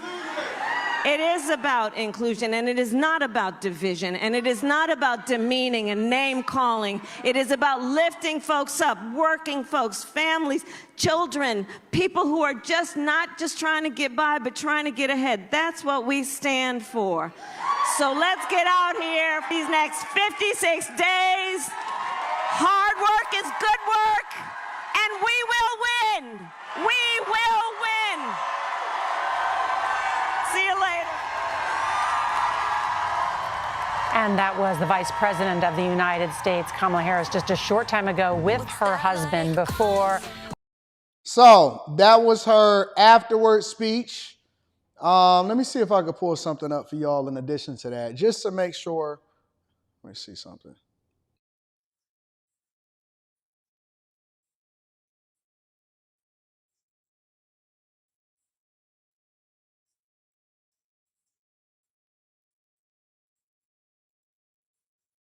I can't find it yet. All right, I'm going to have to find it, and then I'll get to it. But I heard that she got a new endorsement. I did hear that she got a new endorsement, and so I want to continue to play this so that y'all can see who that was. A group of supporters there after, just according to her husband, winning the debate. But also, you can hear the song being played there. Because if I was the man, I'd be the man. That's Taylor Swift, for those of you not familiar with her. And Taylor Swift posing today with her cat, endorsing Kamala Harris and Tim Walz, and signing today with her cat, endorsing Kamala Harris and Tim Walz, and signing her lengthy Instagram post as Nancy Cordes, childless cat lady. She is. So Taylor Swift, who is the biggest, the largest recording artist alive today, posted on her platform. Listen, I just got to report the news. I got my own opinion of it, but I got to give y'all all of it. I can't be slanted. I'm going to give you my opinion because you know where I stand, but I still got to report all of the news, right? Taylor Swift, she wrote the truth. I will be casting my vote for Kamala Harris and Tim Walz in 2024. So if anybody is here as a Swiftie, here's your leader. I'm voting for Kamala Harris because she fights for the rights and causes I believe need a warrior to champion them. And she took it with her cat. So we all know that the cat ladies like this one. She goes on to say, I think she is a steady-handed, gifted leader, and I believe we can accomplish so much more in this country if we are led by calm and not chaos. I was so heartened and impressed by her selection of running mate Tim Walz, who has been, and this is the key part, y'all. This is what she stands for. She says, I was so heartened and impressed by her selection of running mate Tim Walz, who has been standing up for the LGBTQ rights, IVF, and a woman's right to her own body for decades. I've done my research. I've made my choice. Your research is all yours to do, and the choice is yours to make. And then she goes on after that, and I haven't read it. Actually, you know what? Let me see if it's more under there for me to see. Because I want to get the full context.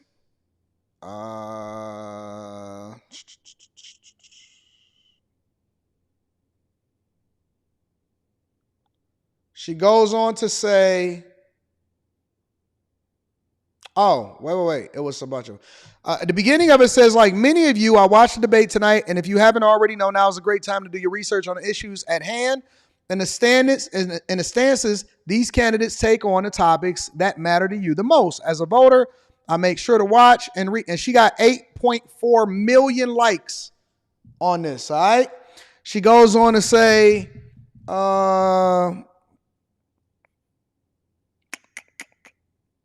as a voter, I make sure to watch and read everything I can about their proposed policies and plans for the country. Recently, I was made aware that all of me falsely endorsed Donald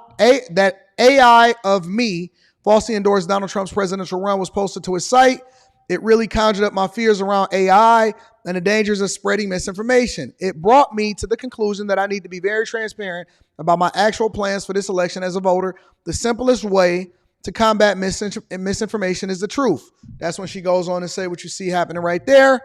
She says, I've done my research, made my choice. The research is all yours to do, and the choice is yours to make. I also want to say, especially the first-time voters, remember that in order to vote, you have to be registered. I also find it much easier to vote early. I'll link to where to register and find early voting dates and info on my story with love, Taylor Swift, childless cat lady.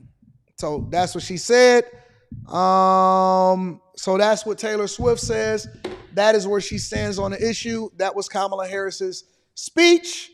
And so you guys that think differently, obviously you got to get out the vote also. And we got work to do. All right? So let me go ahead and read some of the super chats, and then we're going to go over to RFK Jr.'s thoughts on the debate. Points of view with Jefe says it would be hilarious if Kendrick brought out Kamala to crip walk on stage to Not Like Us for Super Bowl. She would win my vote then. Well, the Super Bowl is next February, so I don't think you will be able to vote then, but shout out to Points of View with Jefe. That just kind of shows you just playing. We got to be more informed. Listen, Super Bowl is in February. Kendrick Lamar is going to be performing at the Super Bowl. I don't think he would be able to endorse her.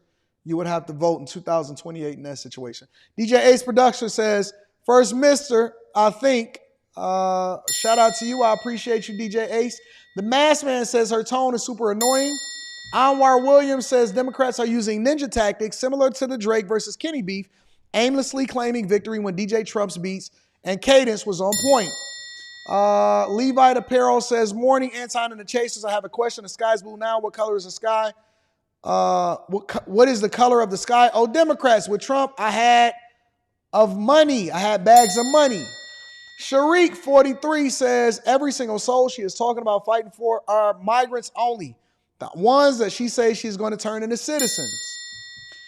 She's a Breeze. Shout out to She's a Breeze in the building. Says, love your AD, but it's Kamala 2024. Okay, listen, I'm cool with people having differences of opinion. And let me say this to the people in the chat too. I stand on what I stand on. I believe what I believe, and I believe that Trump is the best person for the job.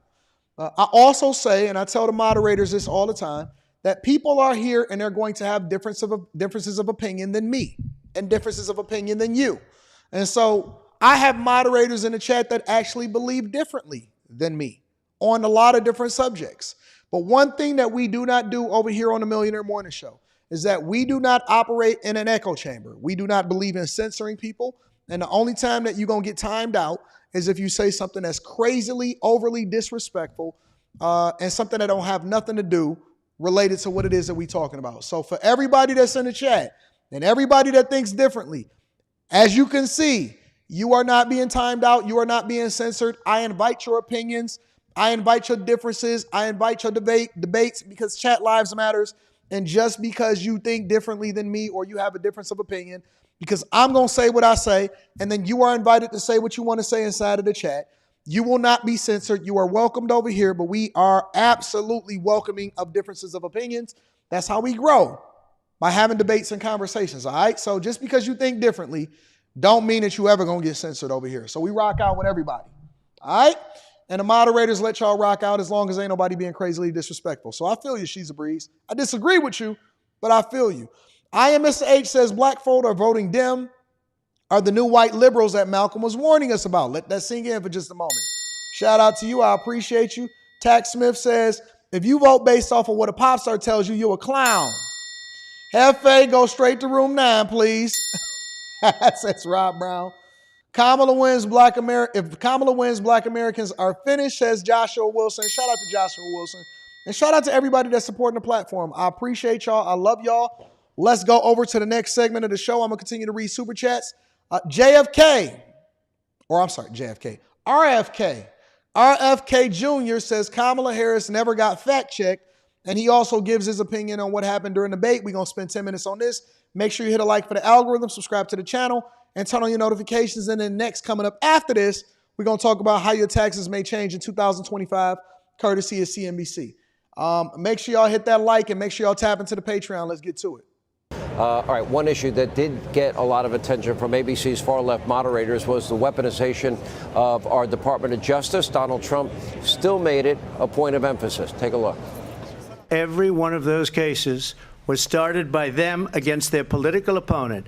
And I'm winning most of them, and I will win the rest on appeal. And you saw that with the decision that came down just recently from the Supreme Court. I'm winning most of them. But those are cases, it's called weaponization. Never happened in this country. They weaponized the Justice Department. Every one of those cases was involved with the DOJ, from Atlanta and Fani Willis to the Attorney General of New York and the DA in New York. Every one of those cases. And then they say, oh, he's a criminal. They're the ones that made them go after me. It's weaponization, and they used it, and it's never happened in this country. They used it to try and win an election. They're fake cases. All right, joining us now, someone who knows firsthand about the weaponization of justice, live from the spin room, Robert F. Kennedy Jr. Great to see you. How are you? Good to see you, Sean. You left your party, a party that was near and dear to your father, to your uncle. I think it has no resemblance to the Democratic Party today. And this is the frustrating part about tonight, the radicalization, the views stated by Kamala. You know, they weren't asked by the moderators. To me, it was a failed opportunity. I think the American people were failed tonight. Yeah, I was disappointed by the the evident bias of the moderators who were fact-checking constantly kind of trivialities by President Trump, but didn't, as far as I saw, they didn't fact-check Vice President Harris a single time. But you're right, Sean, the party that I grew up in doesn't exist anymore. The party of Robert Kennedy and John Kennedy was a party of peace. It was the party of resisting the corporate subversion of American democracy. It was the party of civil rights and constitutional rights, particularly censorship, very opposed to censorship and surveillance. It was the party of protecting the most vulnerable people in our society, including particularly children. Today, the Democratic Party is the party of war. It's the party of censorship. It's the party of surveillance. We saw Dick Cheney and John Bolton endorse, along with 255 neocons, endorse Vice President Harris this week.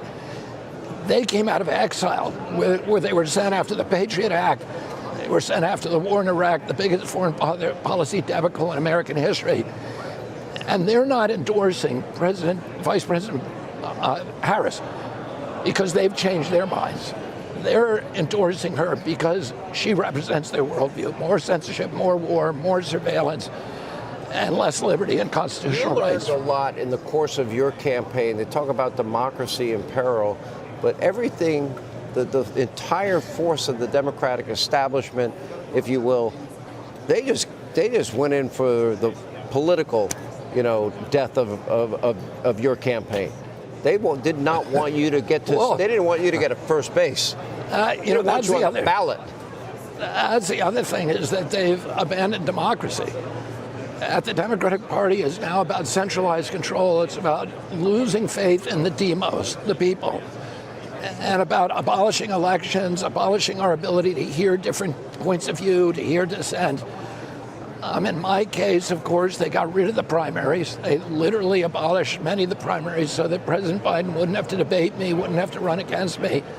Let me dip in. I guess Kamala's at one of her watch parties or something. I don't know what she's saying. Let's just dip in for a second.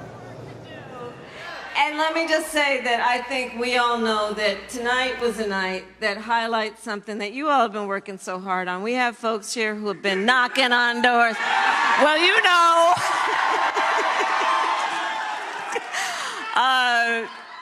But we have a lot of work to do, okay? And tonight, I think, highlighted for the American people what's at stake. I started the debate by talking about it, and it became apparent, I think, throughout that about an hour and a half, that...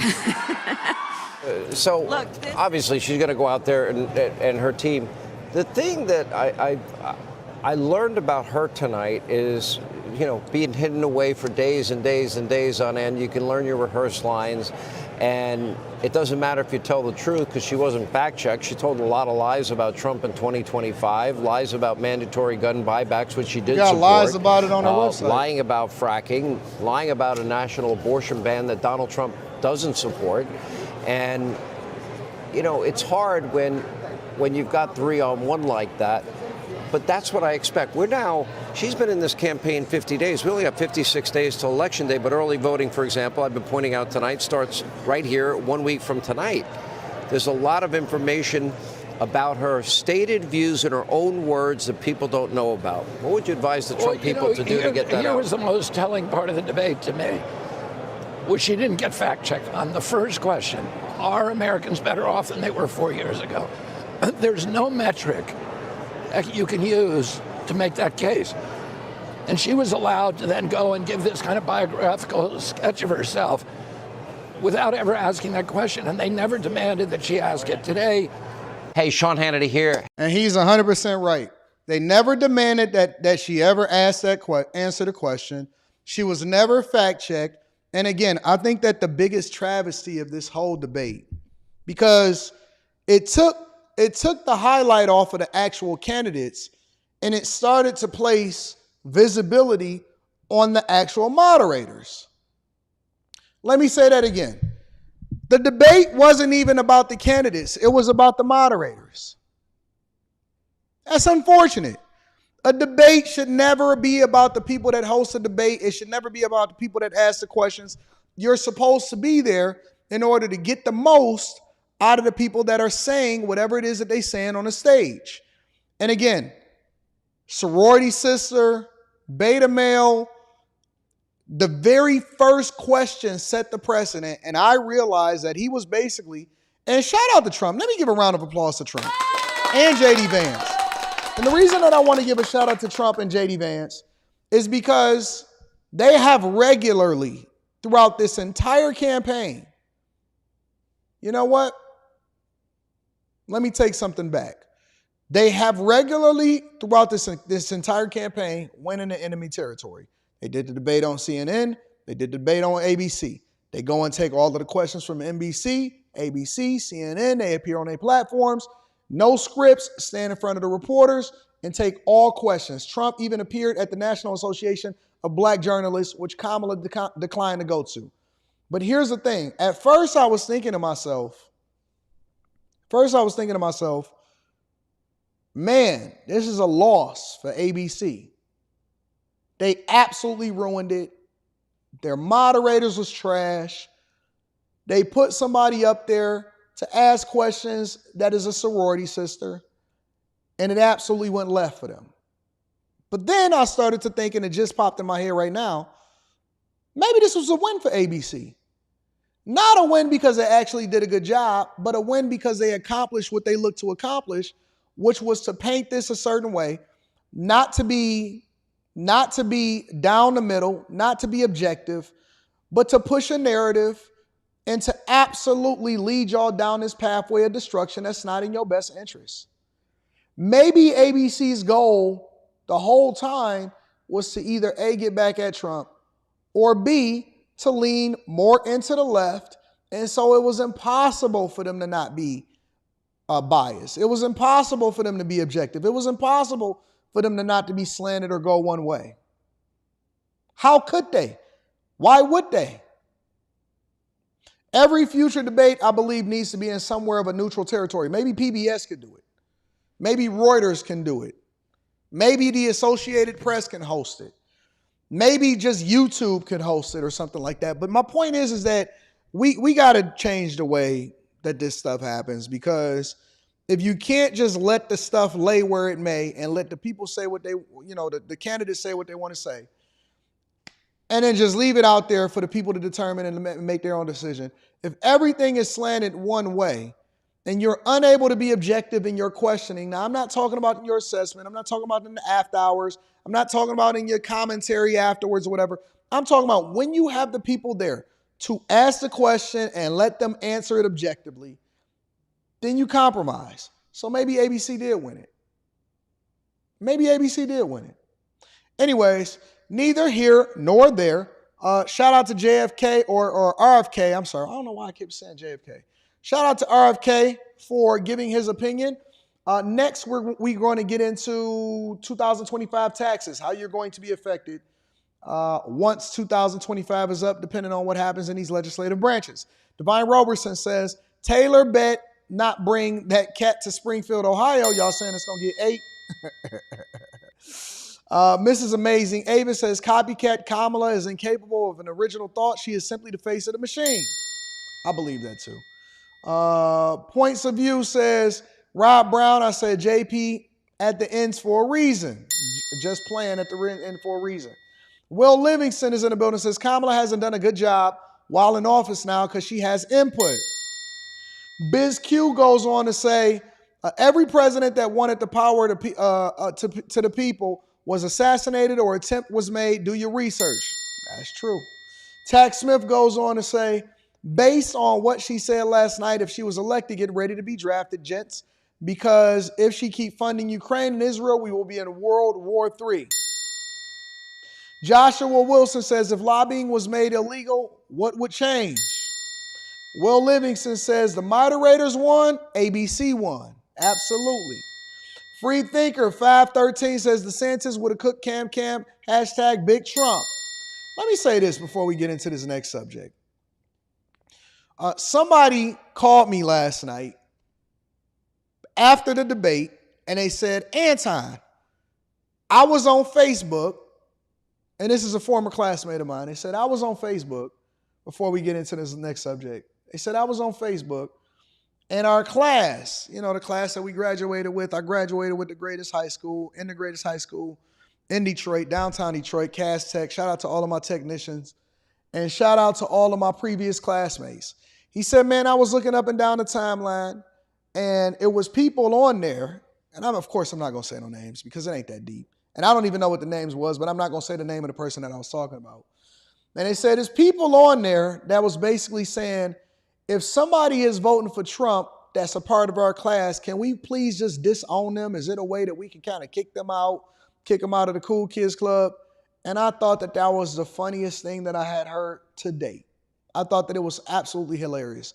And I think that it's hilarious because, I loathe to think that people that I graduated with I'm not even going to criticize their choice to vote for Kamala Harris because I didn't see their post. And I don't know why they're voting for him. Everybody may be in a different space in their life.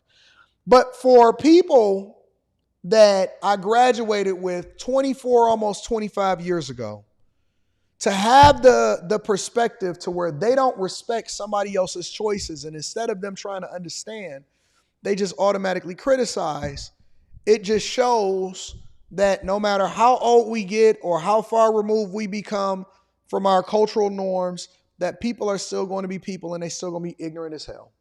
It's unfortunate. It's absolutely unfortunate. But what do we care? I'm never going to see these people probably a day in my life anyway, so I don't care how you vote. You know what I'm saying? Do your thing. But it's really an example, I think, of what a lot of people are going through right now, in which I'm not affected, right? Because I am what I am and I stand on what I stand on. I understand that the majority of the people that I probably graduated with is liberal. I don't care.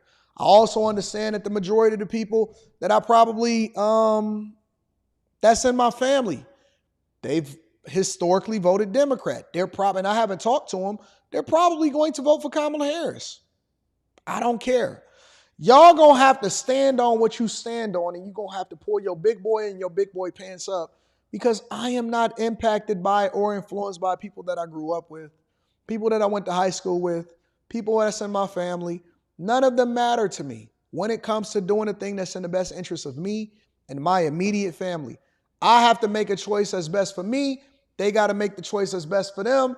And I know that they're less tolerant of people. And it's so funny because they're so extreme. People on the left seems to be less tolerant of people that's on the right, even though they can't substantiate why they were voting for the person on the left.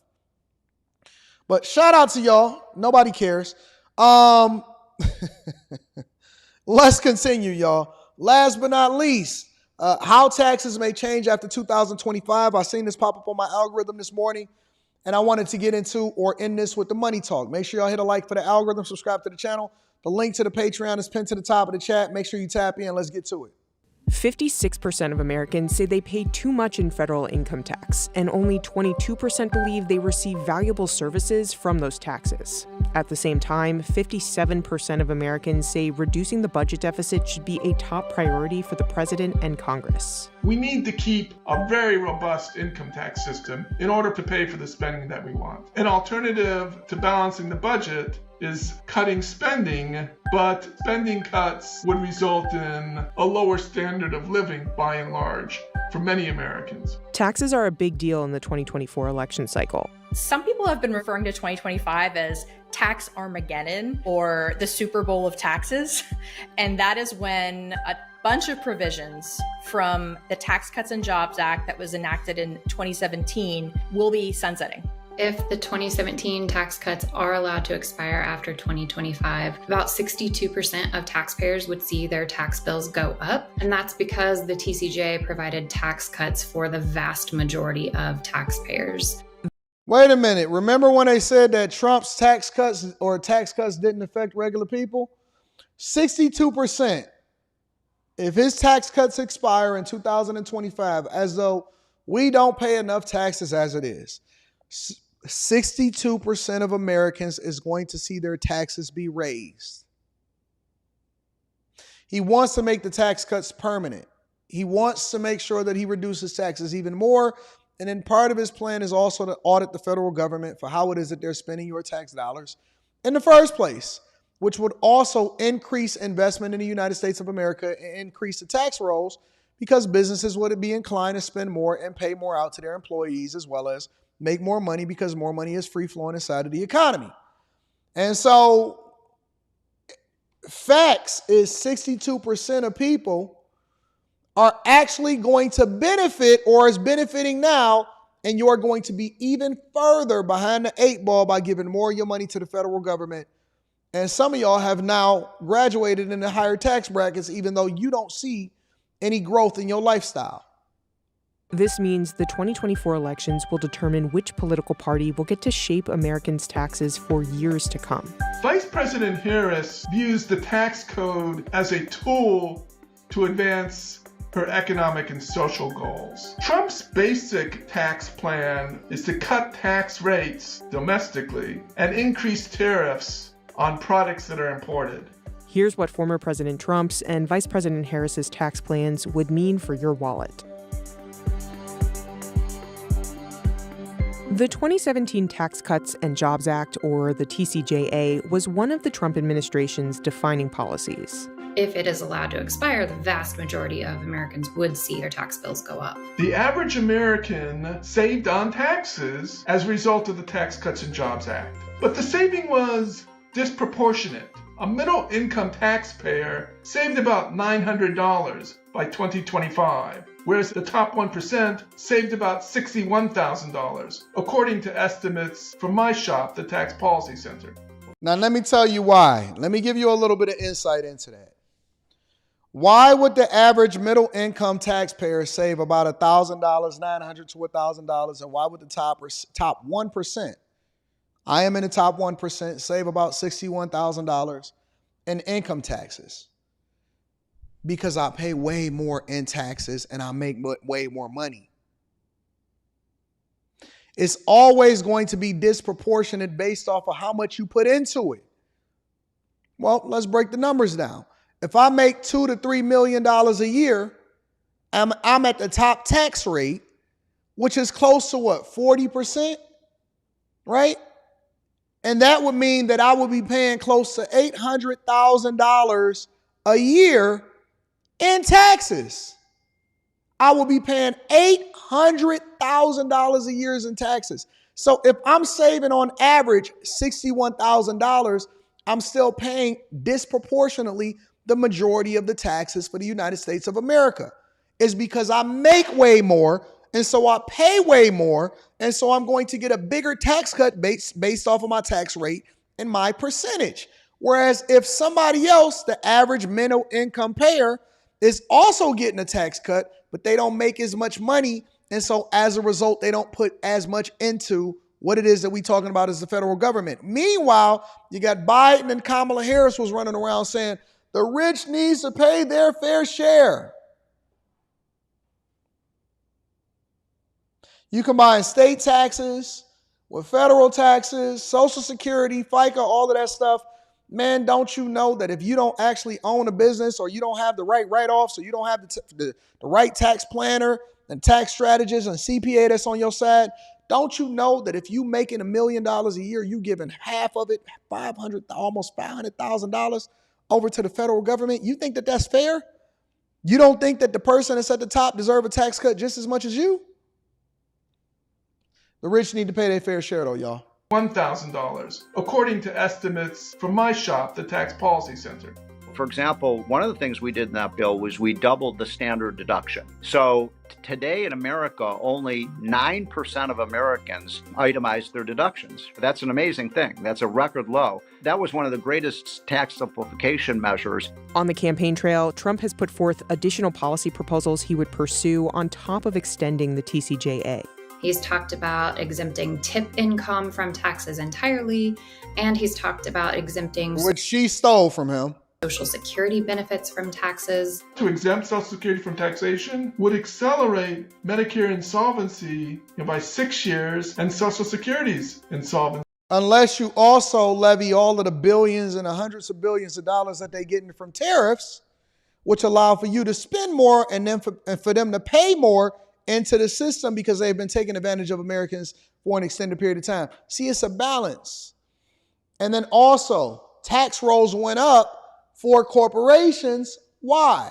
Because you had more going in at a lower tax rate, which included over 31% increase in tax revenue and tax rolls, according to studies. By 1 year. It's a pain point for seniors who are hit by that tax, and where Social Security is such a key issue during this election that it's easy to understand why he may have proposed that. If Trump wins the 2024 election and is able to enact his plan into law, the average American's tax return will likely remain mostly unchanged since he plans to extend the 2017 TCJA. However, these tax cuts may lead to a significant increase in the federal deficit. The Tax Cuts and Jobs Act from the start was going to grow the federal debt. Congress budgeted itself $1.5 trillion of extra tax cuts. The Republicans pursued a strategy of borrow and spend, in effect. They understand that cutting taxes would increase the deficit. I think their theory is that cutting taxes pay for themselves eventually by spurring more economic growth. I don't think we saw that. I think very few people believe tax cuts pay for themselves. And we have the evidence. Tax cuts are immensely popular. Everything we have to do should be oriented towards one thing: increasing the rate of economic growth of our country. The Congressional Budget Office. All right, so let's go over to Kamala Harris's plan and compare and contrast as a result of it. It's not entirely clear how Harris would deal with the Tax Cuts and Jobs Act. The administration's budget this year noted that they would continue those policies for people making under $400,000. So they want to continue some of Trump's policies. Okay. Pretty much 98% of taxpayers. So in a way, you could say that Trump and Harris agree on the tax cuts for about 98% of the population. No. Vice President. She agrees with Donald Trump. It's a difference. She agrees with what it is that he already instituted, but they don't want to admit it and they don't want to say it. Harris wants to advance a care economy. That is to provide for the help that Americans need for basic services. And those basic needs and resources include a living stipend, rental assistance, housing assistance. Unfortunately, what Kamala Harris wants is not tax reform, it's tax deform. She wants to raise the tax rates, which is like a hurdle for the U.S. economy, and then she wants to create all these new loopholes. That just becomes, field day for tax accountants and lobbyists. Like Trump, Harris has pledged to do away with federal income tax on tips. But one component, not like him, she bit off of his policy and his plan. Of Harris's plan that differs from Trump's is increasing a partially refundable child tax credit. The child tax credit was designed to help Look at the cat in the low back. to moderate income families. It's a benefit for people with kids. Republicans and Democrats differ on some basic design issues for the child tax credit.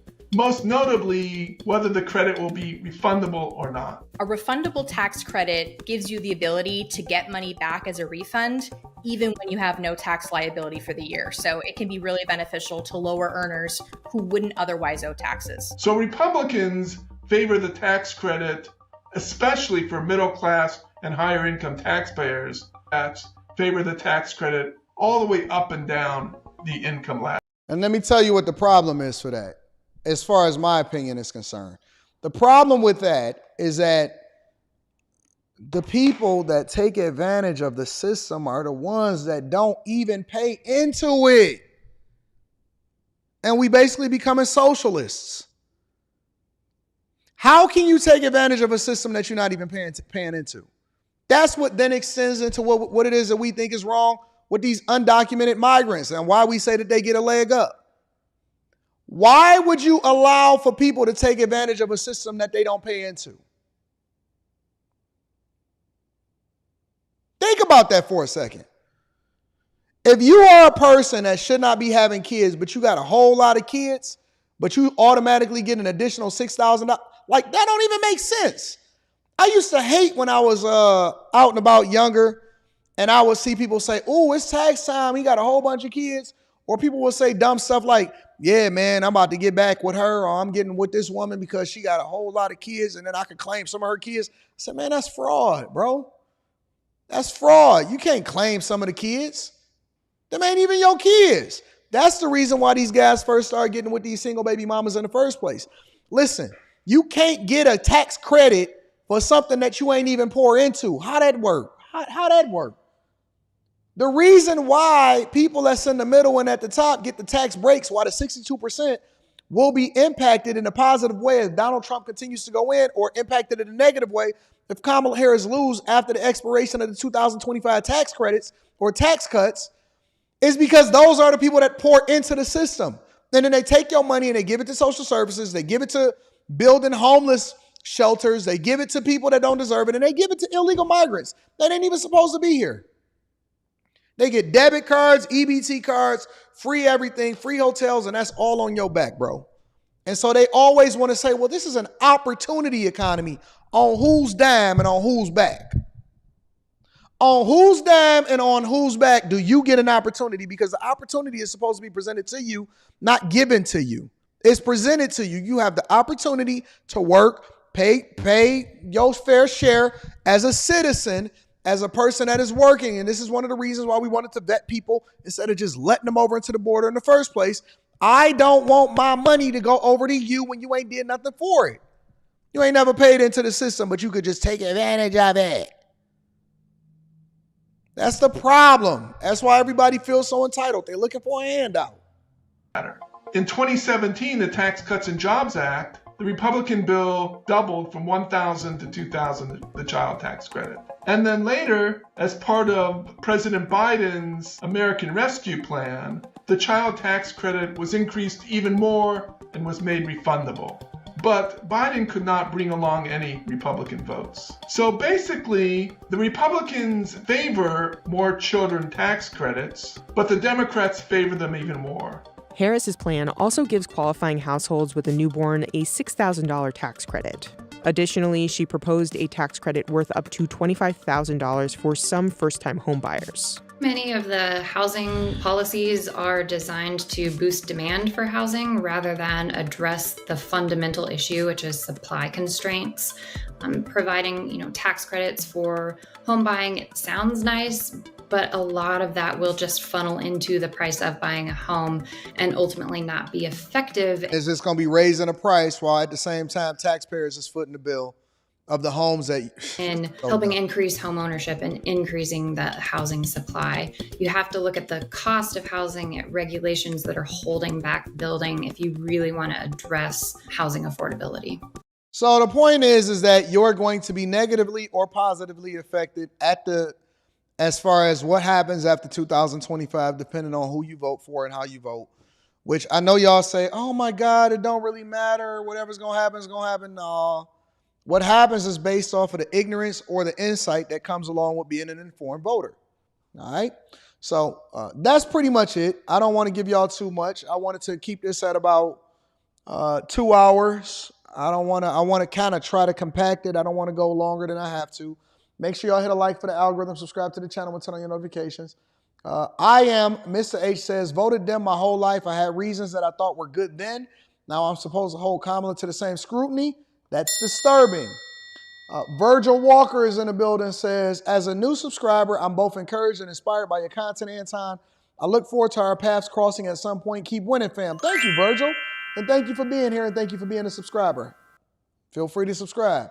One Titan says, she's technically not eligible to be president. Her parents were sojourners. When she was born, children of sojourners are not citizens. Tax Smith says, even if it were true that that tax cuts lower tax revenue, why exactly is the government entitled to the extra money in the first place? Think. BizQ says, broke people are the biggest consumers. Government gives the tax credits knowing they'll spend and help the economy. Broke people don't pay taxes, and they know it. Eric M. goes on to say, why do Democrats always say the rich need to pay more in taxes when the Democratic Party has just as many rich members as the Republican Party? Make sure y'all subscribe to the channel if you have not already, and hit a like for the algorithm. It's been a phenomenal show. Thank y'all for tuning in. It is Wednesday, so let me check my DMs real quick before I get up out of here. Check my DMs. See if I got something that I need to be addressing. Because I might put a show together for y'all tonight.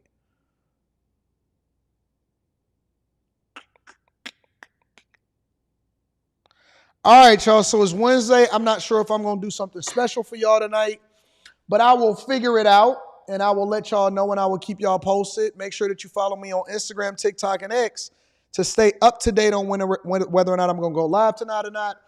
In addition to that, make sure that you hit a like for the algorithm. If you haven't already, the Patreon is the best group ever. Make sure you join the Bag Chasers. Let me see how many members we got in the Bag Chasers right now.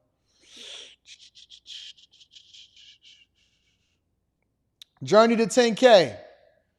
So 96. Wow, we just crossed 9,600 members inside of the Bag Chasers. We just did Stock Club. We got the Patreon. So we got 9,600 Bag Chasers. All right. So if you're not a part of the Bag Chasers and the Patreon, it's a phenomenal group. The link to the Discord is in the description of any of the most recent videos. You can go and check out the last Stock Club and all of the Stock Clubs, the mastermind sessions. We do meetups. We link up with each other. It's the greatest group on earth. Ask anybody inside of the chat. Greatest group ever. All right. I love you guys. I appreciate y'all. Stay focused, stay informed, stay vigilant, and stay loving each other. I love y'all. I appreciate y'all. I'm going to holler at y'all later. Peace.